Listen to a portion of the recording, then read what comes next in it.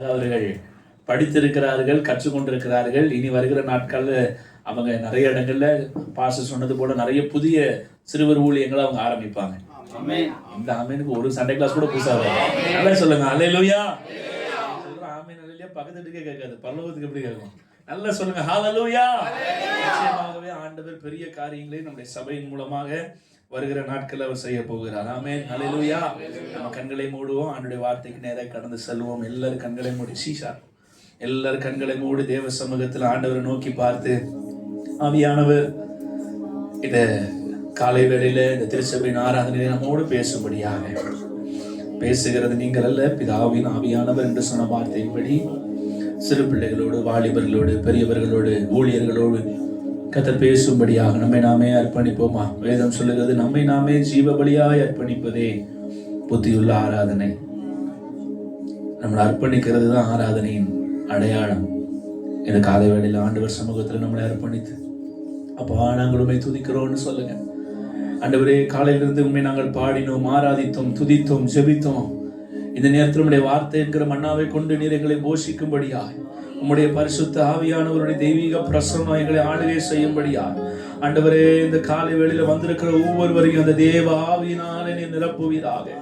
தேவனுடைய கிருபை, தேவனுடைய பிரசன்ன, தேவனுடைய மகிமை ஒவ்வொருவரையும் ஆளுகை செய்வதாக. ரஹபல சந்தல பரதியாந்தனரபா ரிக்க பௌதன மகந்தல பரதியாந்தனரவரதியாந்தனே.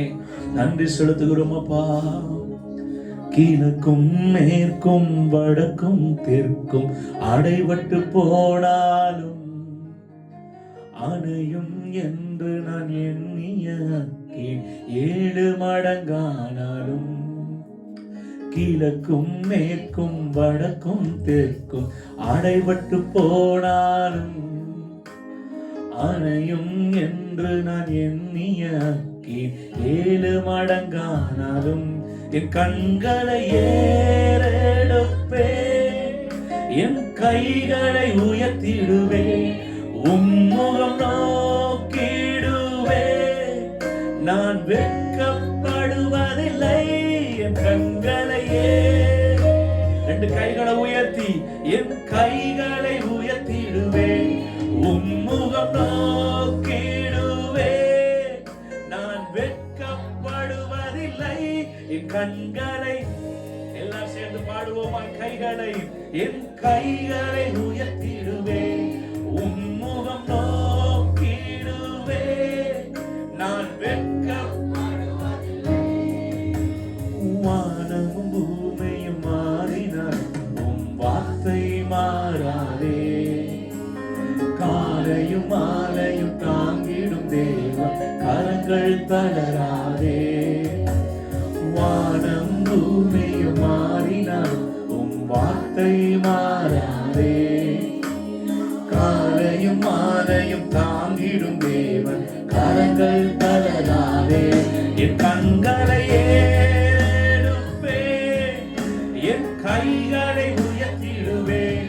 கண்களை மூடி ஆண்டவரை பார்த்து சொல்லுகிறேன், நான் வெட்கமடைவதில்லை. என் கண்களை, என் கைகளை 2 கை அவருக்கு நேராக உயர்த்தி நோக்கிடுவேன், நான் வெட்கப்படுவதில்லை. என் கண்களை ஏறெடுப்பேன், கைகளை உம்முகம் சதலதலரே, நான் வெட்கப்படுவதில்லை.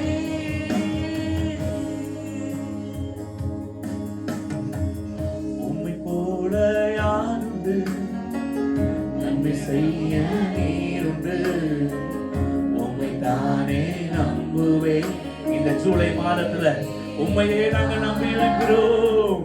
உம்மை போல யாருண்டு, நன்மை செய்ய நீருண்டு, உம்மை தானே நம்புவேன். உம்மை தான் எந்த வாழ்வில் ஆதாரமாய் நினைத்து உள்ளே, நீரில்லா எந்த வாழ்க்கை வீணாய்த்தான். எல்லா வாலிபர்கள் பாடுங்கள், உம்மை தான் ஆதாரமா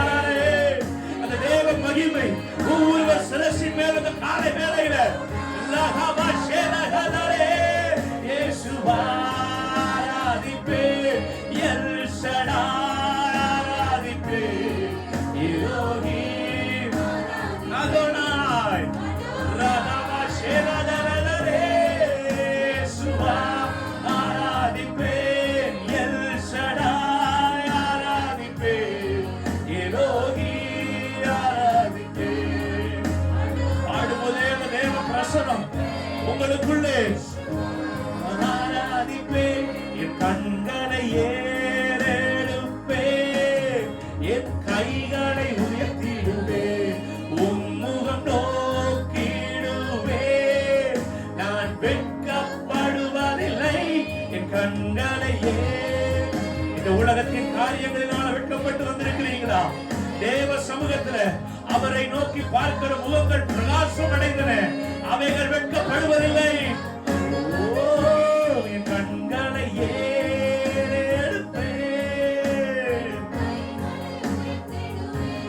உம்முகம் நோக்கிடுவேன், நான் வெட்கப்படுவதில்லை, என் கண்களை ஏறெடுப்பேன், கைகளை உயர்த்திடுவேன்.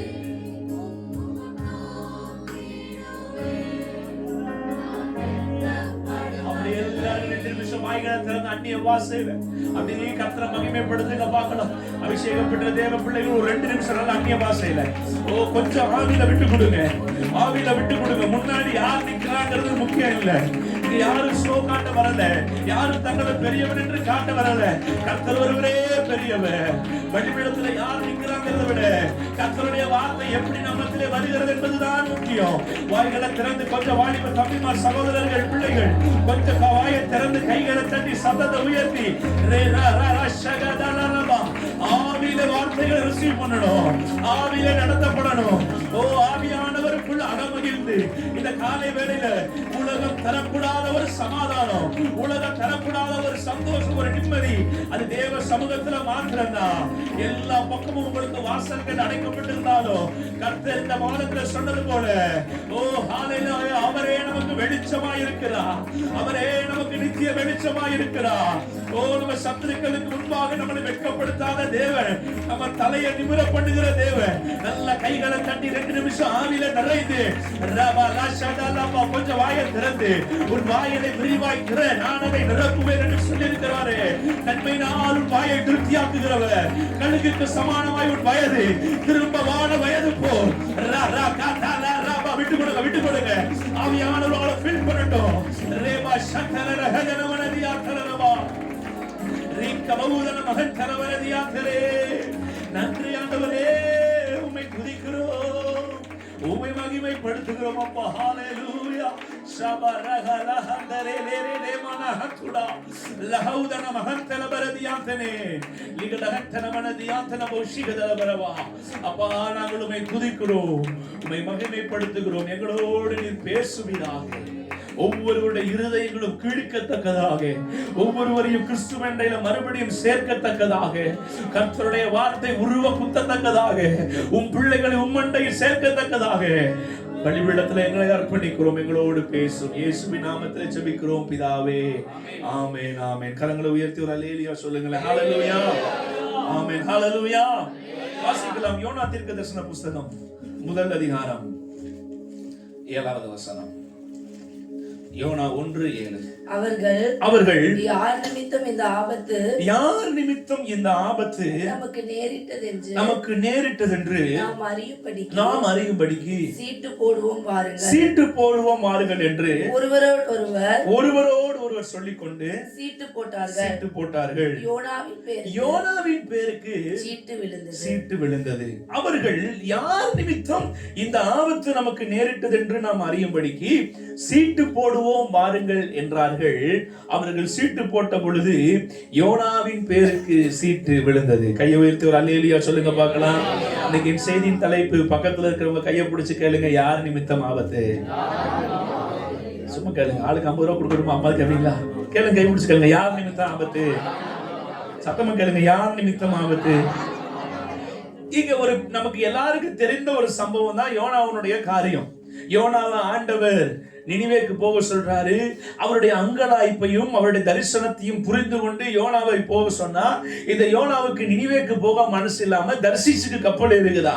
தர்சீசுக்கு போகும் பொழுது கப்பல் பிரயாணத்திலே பயங்கரமான அலைகள், புயல்கள், கப்பல் அமிழத்தக்கதான சூழ்நிலையிலே அந்த ஜனங்கள் எல்லாரும் சீட்டு போடுகிறார்கள். யாருனால? கடவுள், இந்த சுவாமி நமக்கு இவ்வளவு பெரிய ஆபத்தை நேரிட பண்ணினதுன்னு அவர்கள் சீட்டு போடும் பொழுது அந்த சீட்டு யார் பேருக்கு விழுந்தது? யோனாவின் பேருக்கு விழுந்தது. இப்ப யோனா ஒத்துக்கிறான். ஏன் நிமித்தம் தான் என்னது? எப்போ யோனாவை தூக்கி கடல்ல போட்டாங்களோ அப்ப அந்த கப்பல், அந்த கடல் அலைகள் அமைதியாய் மாறினது. அது மாத்திரம் இல்ல, இதே யோனா போய் அந்த நினிவே பட்டணத்துல பிரசங்கிக்கிறார். ஜனங்கள் முதற்கொண்டு, ஆடு மாடுகள் முதற்கொண்டு எல்லாரும் ரெட்டுடுத்தி சாம்பலில் உட்கார்ந்து மனம் திரும்புகிறார்கள். இதுதான் இந்த யோனாவில் இருக்கிற இந்த 4 அதிகாரத்திலும் நாம் பார்க்கிற காரியம். அநேக பிரசங்கங்களை இந்த யோனா புஸ்தகத்திலிருந்து நாம் கேட்டது உண்டு, உண்மைதான். ஆனால் இந்த காலை வேளையில பரிசுத்த ஆவியானவர் திருச்சபை ஜனங்களோடு, குறிப்பாக இங்க வந்திருக்கிற எல்லாரோடும் ஆண்டவர் நம்மோடு பேச விரும்புகிறார். என்ன சொல்லுங்க? யார் நிமித்தம்? ஏற்கனவே ஆபத்துல தான் வாழ்றோம். இதை யார் நிமித்தம் ஆபத்துன்னு ஒரு கேள்வியா அப்படின்னு நீங்க முழிக்கிற மாதிரி இருக்குது. ஆமா, நிறைய நேரம் நம்ம வாழ்க்கையில வருகிற சில சூழ்நிலைகள், சில சந்தர்ப்ப சூழ்நிலைகள், சில பிரச்சனைகள், நாம் மேற்கொள்ளுகிற சில சவால்கள் நமக்கு பெரிய சந்தேகத்தை உண்டு பண்ணும், கலக்கத்தை உண்டு பண்ணும். எதனால எனக்கு இப்படி வந்துச்சு? நான் ஜெபிக்கிறேன், பைபிள் வாசிக்கிறேன், ஆலயத்துக்கு போறேன், காணிக்கை கொடுக்கிறேன், திருவிருந்து எடுக்கிறேன், எல்லாமே கரெக்டா தான் பண்றேன். பட் ஏன் என் வாழ்க்கையில இப்படி ஒரு பிரச்சனை? ஏன் இந்த குறிப்பிட்ட இந்த வியாதி என்னை விட்டு போகல? திரும்ப திரும்ப அதே பாடுகள், அதே சூழ்நிலைகளுக்குள்ளாக நான் ஏன் தள்ளப்படுகிறேன்? இன்னைக்கு ஆண்டவர் அப்படிப்பட்ட கேள்விகளோடு நீங்கள் வந்திருப்பீர்கள் என்று சொல்லிதான் பரிசுத்த ஆவியானவர் நம்மோடு பேச போகிறார். அல்லேலூயா. யார் நிமித்தம் ஆபத்து? எல்லாருக்கும் பயம். கப்பல்ல யாரு யாரு யாரு யாரு கேட்கறாங்க, யாருமே பதில் சொல்லல. நம்மால நல்ல கப்பல்ல கீழே போய் தூங்கிட்டு இருக்கிறார். ஆனா சீட்டு கரெக்டா யார் பேரு கொடுத்தது? யோனாவு பேருக்கு. இந்த பிரசங்கத்தை கேட்கணும்னு சொல்லிதான் நிறைய பேரை இந்த சர்வீஸுக்கு இங்க வர வச்சிருக்கிறார். அல்லேலூயா. சில ஆட்கள் அங்க போன ஆட்கள் முகத்தை இங்க பார்க்க முடியுது, அங்க இருந்து இங்கே எழுதிட்டு வந்திருக்கிறாரு. ஏதோ ஒண்ணு உங்க வாழ்க்கையில ஆண்டவர் சீர்படுத்த விரும்புகிறார். ஏதோ ஒரு காரியத்தை நம்ம எல்லாருடைய வாழ்க்கையில, நம்ம குடும்பங்கள்ல, நம்ம ஊழியங்கள்ல ஆண்டவர் சரி செய்ய விரும்புகிறார். பாருங்க, 3 காரியங்களை இந்த காலை வேளையில நான் உங்களோடு கூட பகிர்ந்து கொள்ள போகிறேன். வாசிக்கலாம். முதலாவது, அதே யோனாவின் புஸ்தகம் 1வது அதிகாரம் 3வது வசனம். அப்பொழுது யோனா கர்த்தருடைய சமூகத்தினின்று விலகி தர்சீசுக்கு ஓடி போகும்படி எழுந்து யோப்பாவுக்கு போய் தர்சீசுக்கு போகிற ஒரு கப்பலை கண்டு கூலி கொடுத்து நான் கர்த்தருடைய சமூகத்தினின்று விலகும்படி அவர்களோடு தர்சீசுக்கு போக கப்பல் ஏறினான். முதல் காரியம் சொல்லுங்க, தேவ சமூகத்தினின்று. சும்மா எல்லாரும் சொல்லணும், தப்பு கிடையாது. சொல்லுங்க, தேவ சமூகத்தினின்று விலகுகிறவன் நிமித்தம் ஆபத்து. இங்க வேதம் சொல்லுகிறது, அவன் கர்த்தருடைய சமூகத்தினின்று விலகி. 2வது போட்டிருக்க அதே வசனத்துல, தான் கர்த்தருடைய சமூகத்தினின்று விலகும்படி அவர்களோடு நினிவேக்கு போகாமல் தர்சீசுக்கு கப்பல் ஏறினான். இன்னைக்கு நிறைய நேரம் நம்ம வாழ்க்கையில ஏன் தெரியுமா சில சூழ்நிலைகளை நம்மளால் எதிர்கொள்ள முடியவில்லை, சில பிரச்சனைகள்ல, போராட்டங்களை நாம் அமிழ்ந்து கிடப்பதற்கு காரணம் என்ன? ஒரு மனிதன் தேவ சமூகத்தை விட்டு விலகும் பொழுது அவனுடைய வாழ்க்கையில நிறைய ஆபத்துக்கள் வரும். நீங்க சொல்லலாம், பிரதர் நான் நல்லா தான் ஜெபம் பண்றேன், டெய்லி ஜெபம் பண்ணிருப்பேன், டெய்லி ஒரு அதிகாரம் பைபிள் படிச்சிருவேன். அது அல்லையா தேவ சமூகம்? எந்த ஒரு மனிதன் தன் வாழ்க்கையில தேவ சமூகத்துக்கு முக்கியத்துவம் கொடுக்கலையோ அவன் நிமித்தம் ஆபத்துக்கள் வரும். அல்லேலூயா. இன்னைக்கு நிறைய நேரம் நம்ம வாழ்க்கையில எதுக்கெல்லாமோ நம்ம முக்கியத்துவம் கொடுப்போம். ஆனா என்னையும் சேர்த்துதான் சொல்லுகிறேன், தேவ சமூகத்திற்கு நாம் முக்கியத்துவம் கொடுக்கிறோமா? அவருடைய ஆலயத்திலேயே தங்கியிருப்பதே நாடுவேன்னு சங்கீதக்காரன் சொன்னது போல, ஆண்டவருடைய சமூகத்துல எல்லா நாளும் தேவ சமூகத்துக்கு நம்முடைய வாழ்க்கையில இம்பார்ட்டன்ஸ், அந்த முக்கியத்துவத்தை நாம் கொடுக்கிறோமா? இங்க யோனா தெளிவா பிளான் பண்றாரு. நினிவேக்கு என்ன செய்யக்கூடாது? அந்த ஜனங்கள் கேட்க மாட்டாங்க. இவரே அவருக்குள்ள மைண்ட்ல ஒரு வச்சுக்கிட்டாரு. நான் காலைல கூட சொன்னேன், நம்மளே நம்ம வாழ்க்கை குறித்து நிறைய திட்டம் வச்சுட்டு ஆண்டவர்கிட்ட போய் என்ன சொல்லுவோம், இதெல்லாம் நடக்காத ஆண்டவரே, கர்த்தர் உன்னை உயர்த்துவார். அது எப்படிங்க நடக்கும்? 10 லட்சம் ரூபாய் கடன் இருக்கு, நீங்க வேற. கர்த்தர் உன்னை, நீங்க கடன் வாங்காத இருப்பாய், பிற ஜாதிகளுக்கு இஎம்ஐ மாசம் கட்ட முடியல, நீங்க வேற. இப்படி சொல்லிட்டு போற ஆட்கள் நம்ம. ஏன் நம்முடைய வாழ்க்கையில நம்மளால தேவன் எதிர்பார்க்கிற அளவுக்கு ஒரு சந்தோஷத்துக்குள்ள, சமாதானத்துக்குள்ள, ஆசீர்வாதத்துக்குள்ள வர முடியலன்னா, நல்லா கவனிங்க, பிரச்சனை எங்கன்னா நம்ம தேவ சமூகத்தை விலகும் பொழுது. யோனாவுக்குள்ள ஒரு மைண்ட் செட் என்னன்னா, நினிவே ஜனங்கள் என்ன செய்ய மாட்டாங்க? கீழ்ப்படிய மாட்டான். அவன் வணங்காத ஜனம். அவன் தான் போட்டு ஆண்டவரே அந்த பட்டணமே, அந்த தீவே அழிஞ்சு போட்டுங்கிறது தான் யோனாவுடைய எண்ணம். அதனாலதான் இவ்வளவு போராட்டத்துக்கு நான் போராடுறேமான்னு ஜாலியா எங்க போயிட்டாரு? தர்சீசுக்கு கூலி கொடுத்து கப்பல்ல ஏறினாரு. என்ன நடந்தது பாருங்க. ஒரு மனிதன் தேவ சமூகத்தை விட்டு விலகினால் என்ன நடக்கும்? 5வது வசனத்தை வாசிக்கலாம். 5வது வசனத்தினுடைய கடைசியில வாசிங்க. யோனாவோ வென்றால் கப்பலின் கீழ்த்தட்டிலே போய் படுத்துக்கொண்டு, இங்க நித்திரை பண்ணினான்னு போடல, அயர்ந்த நித்திரை பண்ணினான். அதாவது கவனிங்க, தூங்குறவங்க எழுப்பிடலாம், தூங்குற மாதிரி நடிக்கிறவங்க எழுப்ப முடியுமா? சில பிள்ளைகள் பார்த்துறீங்களா, 8 மணிக்கு ஸ்கூலுக்கு போன அம்மா 7:30 எழுப்புவாங்க, எந்திரிச்சிரும். ஆனா என்ன செய்யும்? காய்ச்சல் அடிக்க இருக்குமா? தூங்குறவனை தட்டினா எந்திரிச்சிருவான். தூங்குற மாதிரி நடிக்கிறவங்களை நீங்களும் நானும் செஞ்சிருக்கேன். பரிசை இருக்குன்னு அன்னைக்கு தூங்குற மாதிரி, ஐயோ எந்திக்க முடியாத மாதிரி அப்படிமே எங்க அம்மா எழுப்பி 2 அடி கொடுத்து அனுப்பி விட்டுருவாங்க. தூங்குற மாதிரி நடிக்கிறவங்களை என்ன செய்ய முடியாது. ஆனா நம்மளே கப்பலின் கீழ்த்தட்டில் போய் அயர்ந்த நித்திரை. சொல்லுங்க, இது எதை தெரியுமா குறிக்குது? நிர்விசாரத்தை குறிக்குது. இன்னைக்கு நிறைய நேரம் நம்ம வாழ்க்கையில ஏன் சில ஆபத்துக்கள் வருகிறது தேவ பிள்ளைகளே? தேவ சமூகத்தை விட்டு ஒரு மனிதன் விலகும் பொழுது அவன் வாழ்க்கையில வருகிற முதல் காரியம் நிர்விசாரம். நிர்விசாரம்.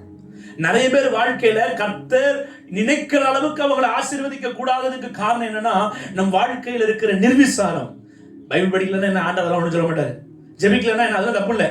இன்னைக்கு பாஸ்டிங் பிரேயருக்கு போலன்னா அதெல்லாம் ஒன்றும் பிரச்சனை. ஊழியம் செய்யலன்னா என்ன, நம்ம தான் ஆண்டு காணிக்க கொடுக்குறோம்ல. ஏதோ ஒன்றை நாம் தம்மை திருப்திப்படுத்தி கொண்டு நிர்விசாரத்துக்குள்ள போறோம். என்ன நடக்குது பாருங்க. 5வது வசனம், கப்பற்காரர் பயந்து அவனவன் தன் தேவனை நோக்கி வேண்டுதல் செய்து பாரத்தை லேசாக்கும்படி கப்பலில் இருந்த சரக்குகளை சமுத்திரத்தில் எரிந்து விட்டார்கள். ஆனால் இவ்வளோ பிரச்சனை நடந்துட்டு இருக்கு. யோனா என்ன பண்ணிட்டு இருக்கிறாரு? நல்ல ஜாலியா மேல்தட்டுல படுத்த எழுப்பிடுவாங்கன்னு எங்க போய் படுக்கிறாரு? கீழ்த்தட்டு. நம்ம கூட அப்படித்தானே, பாஸ்டர் இந்த பக்கம் வந்தா கூட்டுருவாங்க, அதை திரு சுத்தி போயிடுவோம். ஆமா, எங்க சர்ச்சு பசங்க சில நேரம் ஃபோன் பண்ணா எடுக்க மாட்டான், ஃபிளைட் மோட்ல போட்டுருவான். சுவிட்ச் ஆஃப் பண்ணா கேட்பாங்க, நெட் ஆன் பண்ணுவான், நம்ம மெசேஜ் மட்டும் பார்க்க மாட்டான். ப்ளூடிக் விடாத மாதிரி செட்டிங்ஸ் பண்ணி வச்சிருவான். இப்போ யோனாவும் அதே கேட்டகரி தான். அவர்கிட்ட தான் நம்மளும் படிச்சுக்கிட்டோம். மேல படுத்தா என்ன செஞ்சிருவாங்க? எழுப்பிடுவாங்கன்னு கீழே படுத்துக்கிட்டாரு. அயர்ந்த நித்திரை. கீழ்த்தட்டுல போய் தேவ சமூகத்தை விட்டு ஒரு மனுஷன் விளங்குனானா நம்ம எந்த இடத்துல நிர்விசமா இருக்கோம்னு கண்டுபிடிக்க முடியாது. இறைமையில அழகான ஒரு வசனம் இருக்கு, எடுக்க நேரம் கவனிங்க. உடைந்த பாத்திரம், ஒரு ஓட்ட உள்ள பாத்திரத்துல தண்ணி ஊத்துனா எங்க லீக்கேஜ் ஆகுது நமக்கு தெரியும், எங்க ஓட்ட ஹோல் கிடக்குன்னு. ஆனா கிராக் ஆன வெடிப்புள்ள பாத்திரத்துல தண்ணி ஊத்துனீங்கன்னா, தண்ணி உங்களுக்கு நைட் ஊத்தி வச்சுன்னா காலைல பார்த்தீங்கன்னா உள்ள என்ன இருக்காது. ஆனா வெடிப்பை கண்டுபிடிக்கிறது கஷ்டம். இந்த நிர்விசாரம் பெரிய ஓட்டையை காட்டாது, வெடிப்பை காட்டும். வெடிப்புள்ள பாத்திரத்திலே கிராக்கா இருக்கிற ஒரு மண் தொட்டில தண்ணி ஊத்தி வைங்க, எங்க தண்ணி லீக் ஆகுது கண்டுபிடிக்க கஷ்டம். ஆனா ஓட்ட கடந்தா தெரியும். நிர்விசாரம் எப்படிப்பட்டது தெரியுமா? வெடிப்புள்ள பாத்திரத்தை போன்றது. நீ உங்களுக்கே தெரியாது நீங்க எந்த இடத்துல பின்மாற்றத்துல இருக்கிறீங்க, நீங்க எவ்வளவு தூரம் தேவனை விட்டு தூரமா இருக்கிறீங்கன்னு. கப்பலே கொந்தளிக்குது. எல்லாரும் சரக்குகளை தூக்கி, அவங்களுடைய எல்லா லக்கேஜையும் தூக்கி கடல்ல வீசுறாங்க. எல்லாரும் தன் தேவனை நோக்கி அபயமிட்டு கூப்பிடுகிறார்கள். ஆனால் யோனாவோ அடித்தட்டில் அயர்ந்த நித்திரை பண்ணி கொண்டிருக்கிறார். அல்லேலூயா. இதை சொல்லும் போது எனக்கு ஒரு சம்பவம் ஞாபகம் வருது. தூத்துக்குடியில ஒரு 2 வருஷத்துக்கு முன்னாடி வெள்ளம் வந்துச்சு, மழை பெஞ்சு வெள்ளம் வந்துச்சு. ஆமா, உங்க ஊர்ல வருஷம் வரும், அது வேற விஷயம். எங்க ஊர்ல எப்பமா வரும். அப்போ அந்த வெள்ளம்லாம் வரும்போது எல்லா வீடுகளும் எங்க சர்ச் இருக்கிற தெருக்கல்ல தண்ணி. அந்த வெள்ளம்லாம் சரியாகி ஒரு 2-3 வாரத்துக்கு அப்புறம் மக்கள்லாம் ஆலயத்துக்கு வந்து சாட்சி சொன்னாங்க. இப்ப நீங்களா சாட்சி சொன்னீங்கல்ல, அந்த மாதிரி சாட்சி சொன்னாங்க. அப்போ ஒரு அக்கா வந்து சாட்சி சொன்னாங்க, கர்த்தருடைய பரிசுத்த நாமத்துக்கு ஸ்தோத்திரம், எல்லா வீட்லயும் மழை தண்ணி உள்ள வந்த மாதிரி எங்க வீட்லயும் மழை தண்ணி உள்ள வந்து, என் வீட்டுக்காரர் ஒரு ஆட்டோ டிரைவர். அப்போ நாங்க எல்லாம் நைட்டு தூங்கிட்டு இருந்தோம், ஞாயிற்றுக்கிழமை நைட்டு தூங்கிட்டு இருக்கிறோம். அப்போ தண்ணி எங்க வீட்டுக்குள்ள வந்தோடனே எங்க வீட்டுக்காரர் எழுப்புனா, எப்பா தண்ணி வருதுப்பா, எந்திரிச்சு பொருளெல்லாம் என்ன செய்யலாம், ஓனர் வீட்டுல மேல கொண்டு வைக்கலாம். அவர் எந்திக்கவே இல்லை. கொஞ்சம் படி வரைக்கும் வந்துச்சு, வீட்டுக்குள்ள வந்துச்சு. அவர் கட்டில படுத்திருந்தாரு, கட்டில் கால் வரைக்கும் வந்துச்சு. நான் எழுப்பு எந்திக்கிறேன், அவர் எந்திக்கவே இல்லை. அதுக்கப்புறம் நான் நினைச்சேன், இவரை நம்புனா நம்ம பிள்ளைகள் கஷ்டம்னு 2 பொம்பளை பிள்ளைங்க கூட நான் ஓனர் வீட்டுல போய் மேல இருந்துட்டேன். கட்டிலு கால் வரைக்கும் தண்ணி வந்து, கட்டிலு மேல தண்ணி வந்து, இவர் முங்குற நேரத்துல எந்திரிச்சாரு. எங்க எந்திரிச்சாரு? இதான் அயர்ந்த நித்திரை. அந்த அம்மா சிரிச்சுட்டே சொல்றாங்க, இதனால எங்க வீட்டுல இந்த பிரிட்ஜ் போச்சு, வாஷிங் மிஷின் போச்சு, இந்த மனுஷனை எழுப்புன எந்திக்கவே இல்லை, எல்லா பொருளும் போச்சு. இயேசுவின் நாமத்திலே போச்சு, எல்லா பொருளும் போயிருச்சு, இவர் எந்திக்கவே இல்லை. தண்ணி மேல வந்து இவர் முங்குற நிலைமையில வந்தோடனே தூக்கத்துல இருந்தே. இதுதான் அயர்ந்த நித்திரை. என்ன நித்திரை? சில நேரம் ஆண்டவர் பள்ளிக்கூடத்துல இருந்து பேசுவார், ஒரு பாட்டு மூலமா பேசுவார். வண்டி ஓட்டிட்டு போவீங்க, ஏதோ ஒரு கார்ல இருக்கிற ஒரு வசனத்தின் மூலம் பேசுவார். ஏதோ இயேசுவை அறியாத சில நபர்கள் மூலமா கூட அவங்க கூட பேசுவார். ஆனா இந்த நிர்விசாரத்தில் இருக்கிறவங்களுக்கு கர்த்தர் தான் பேசுறாருங்கிறது, அவன் அபயப்படுறான், ஆடுது. இவருக்கு தொட்டிலாட்டுற மாதிரி இவர் என்ன செஞ்சுட்டு இருக்கிறாரு? அடித்தட்டுல படுத்து தூங்கிட்டு இருக்கிறாரு. எல்லாரும் சொல்றாங்க, மாலுமி அவனிடத்தில் வந்து, நீ நித்திரை பண்ணுகிறது என்ன? எழுந்திருந்து உன் தேவனை வேண்டிக்கொள், நாம் அழிந்து போகாதபடிக்கு சுவாமி ஒருவேளை நம்மை நினைத்தருளுவா. ஆனா இப்படி சொல்லியும் இந்த யோனா என்ன சொன்னாரு? 10வது வசனத்தை வாசிங்க. அவன் கர்த்தருடைய சமூகத்தில் நின்று விலகி ஓடி போகிறவன் என்று தங்களுக்கு அறிவித்ததினால். யார் சொல்றா? தீர்க்கதரிசியே சொல்றாரு புறஜாதி மக்கள்கிட்ட, நான் எதை விட்டு ஓடி போறேன்? நிர்விசாரமா இருந்தீங்கன்னா இப்படிதான் இருக்கும். மனசாட்சியில் சூடுண்ட பொய்யர்கள்னு பைபிள்ல வசனம் இருக்கு. ஏன் சர்ச்சை வரல? அது பாஸ்டர், அது குத்தாது. ஏன் நீங்க மிந்தி மாதிரி இப்ப ஜெபிக்கிற மாதிரி தெரியலையே, மிந்தி மாதிரி நீங்க ஆண்டவருக்குள்ள அந்த துடிப்பு இல்லையே, ஆரம்பத்துல இருந்தது இல்லையே, உங்களுக்குள்ள குத்தவே படலைன்னா நீங்க தைரியமா சொல்லுவீங்க யோனாவை போல, நான் தேவ சமூகத்தில் நின்று விலகி போறேன். நீதிமொழிகள் 1வது அதிகாரம் 32வது வசனத்தை வாசிக்கலாம். பேதைகளின் மாறுபாடு அவர்களை கொல்லும், மூடரின் நிர்விசாரம் அவர்களை அழிக்கும். நிர்விசாரம் என்ன செய்யுமா? அழிக்கும். நம்ம வாழ்க்கையில நிறைய வாசல்கள் அடைக்கப்பட்டு இருப்பதற்கு காரணம் என்ன தெரியுமாங்க? நிர்விசாரம். தேவனுடைய ஆவிக்குரிய காரியங்கள்ல நிர்விசாரம், சபைக்குரிய காரியங்கள்ல நிர்விசாரம், குடும்ப காரியங்கள்ல நிர்விசாரம், பிள்ளைகளை வளர்ப்பதில் நிர்விசாரம், எல்லாவற்றிலும் நிர்விசாரம். அதான் நேத்து சொன்னேன் ட்ரைனிங்ல, ஐ டோன்ட் கேர்னு வாழ்ந்தீங்கன்னா நீங்க யார மாதிரிதான் இருக்கிறீங்க. எனக்கு தெரியாது, எனக்கு அதுக்கு சம்பந்தமே இல்லை, ஐ டோன்ட் நோ, எனக்கு அதுக்கு வாய்ப்பே இல்லை, நான் அதை கண்டுக்கிடவே மாட்டேன். இவங்கதான் நிர்விசாரம். கப்பலே கொந்தளிக்குது, நம்மால என்ன பண்ணிட்டு இருக்கிறாரு? அயர்ந்த நித்திரை. ஊழியம் செய்ய வாங்க, சண்டே ஸ்கூல் எடுக்க வாங்க, சர்ச்சில் இருந்து அந்த கிராம ஊழியத்துக்கு போலாம் வாங்கன்னு உங்களுக்குள்ள இவ்வளோ பாரத சபையில இருந்து ஊழியர்கள் ஊற்றியும் உங்களுக்குள்ள அந்த எண்ணம் வரலன்னா, நீங்க என்னதான் இருக்கீங்கன்னு அர்த்தம்னா நிர்விசாரத்துல இருக்கிறீங்க. ஆத்துமாக்களை குறித்த பாரம் வரல. ரோட்ல ஒரு குடிகாரன் விழுந்து கிடக்கிறது, ஒரு பிச்சைக்காரன் இருக்கிறத, ஒரு வாலிப பிள்ளைகள் அசுத்தமாய் ஆபாசமாய் அசிங்கமாய் போதைக்கு அடிமையா இருக்கிறத பார்க்கும் பொழுது உங்க இருதய அங்கலாய்க்கலனா நீங்க நிர்விசாரத்தில் இருக்கிறீர்கள் என்றுதானே அர்த்தம். முந்தானத்து 1ஆம் தேதி சாயங்காலம் ஒரு மீட்டிங் போகும்பொழுது என்ன ஒரு பிரதர் கூட்டு போனாரு பைக்ல, மற்றவங்க எல்லாம் ஆட்டோல வந்தாங்க. அப்படி வரும் பொழுது ஒரு குடிகாரன் குடிச்சிட்டு ரோட்ல அந்த டேனிங்ல படுத்து கிடந்தான். இந்த பிரதர் சொன்னாரு, ஐயோ பிரதர், நானும் இப்படிதான் ஒரு காலத்துல குடிச்சிட்டு கிடந்தேன், ஏசப்பா நினைச்சிட்டாரு, உங்களை கொண்டு வீட்டுல விட்டுட்டு உடனே இவரை கொண்டு போய் நான் ஓரமா தூக்கி போட்டுட்டு தான் நான் போவேன் வீட்டுக்கு அப்படின்னாரு. ஏன் பிரதர்னே? இல்ல பிரதர், டேனிங்ல ஏதாவது வண்டி வந்தா என்ன ஆயிரும், பார்க்க மாட்டாங்க, அவன் மேல ஏத்திடுவாங்க. நான் இப்படி கிடக்கும் பொழுது எத்தனையோ பேர் என்னை தூக்கி ஓரமா வச்சதுனாலதான் இன்னைக்கு நான் ஜீவனோட இருக்கிறேன், ஏசப்பாக்கு ஊழியம் செய்யறேன்னாரு. இதுதான் அந்த ஆத்தும பாரம். எங்க சர்ச்சுக்கு ஒரு பாஸ்டர் ஊழியத்துக்கு கன்வென்ஷன் கூப்பிட்டு இருந்தோம். அவரை கூப்பிட்டு நான் பிரான்ச் சர்ச்சுக்கு அவரை கூட்டிட்டு போறேன். அப்படி கூட்டிட்டு போகும்போது ஒரு இடத்துல கண்ணீர் அஞ்சலி போஸ்டர் ஒட்டி இருந்தது. அதை பார்த்த உடனே பாஸ்டர் சொன்னார், பிரதர் கொஞ்சம் நிப்பாட்டுனாரு. என்ன பாஸ்டர் அப்படின்னு அந்த கண்ணீர் அஞ்சலி போஸ்டே ஒரு 2 நிமிஷம் பார்த்தாரு. 32 வயசு போட்டிருந்தது ஒரு வாலிபன். அதை பார்த்த உடனே காருக்குள்ள உட்காந்து இவர் கண்ணுல இருந்து கண்ணீர் கொட்டி கொண்டே இருந்தது. நான் கேட்டேன், எதுக்கு பாஸ்டர் ஆகுறீங்க, என்னாச்சு? இல்ல பிரதர், 32 வயசுல இந்த தம்பி செத்து போயிட்டான், இந்த தம்பி இயேசு அறிஞ்சிருப்பானா அறியலையா அப்படின்னு அழுதுட்டே இருக்கிறார். சரி போங்கன்னாரு. எனக்கு ஆச்சரியமா இருந்தது, எப்படி ஆயிரக்கணக்கான ஜனங்களுக்கு பயன்படுத்தப்படுகிற ஒரு தேவ மனுஷன், டேட்டு கிடைக்காத ஒரு தேவ மனுஷன், ஆனா ஒரு கண்ணீர் அஞ்சலி போஸ்டரை பார்த்த உடனே நின்று, அப்பா இவர் ரட்சிக்கப்பட்டிருப்பாரான்னு தெரியலன்னு அவர் கண்ணுல கண்ணீர் வருது. இதுதான் ஆத்தும பாரம். இந்த ஆத்தும பாரம் உங்களுக்குள்ள இல்லை அப்படின்னா நீங்க எங்கேயோ நிர்விசாரத்தில் இருக்கிறீர்கள் என்று அர்த்தம். சபையில ஒரு ஊழியம், ஒரு வீட்டு கூட்டம், உங்க ஏரியாவுக்கு நீங்க தான் பொறுப்பு, நீங்க தான் இந்த ஊழியத்தை செய்யணும். உங்க வீட்டை சண்டே ஸ்கூலுக்கு திறந்து கொடுங்க. நீங்க ஒரு சண்டே ஸ்கூல் நடத்தினா போதாது, கூட அந்த மற்ற நேரங்களில் வாங்கினா உங்களுக்கு வருவதற்கு உங்க மனசு இல்லாம நீங்க திருப்தி அடைகிறீர்கள் என்று சொன்னால் நீங்கள் நிர்விசாரத்தில் இருக்கிறீர்கள் என்ற அர்த்தம். நிர்விசாரம் யாருக்கு வரும்? தேவ சமூகத்துல இல்லாதவங்களுக்கு. யோனா தேவ சமூகத்தை விட்டு தர்ஷீஷுக்கு போனதுனாலதான் கப்பலே கொந்தளிச்சாலும் அவருக்கு பிரச்சனை இல்லை, அவர் ஜாலியா இருக்கிறாரு. அவ்வளோ ஆட்டம் கப்பல், ஆனாலும் அவருக்கு எந்திக்கணுங்கிற எண்ணம் வரவே இல்லை.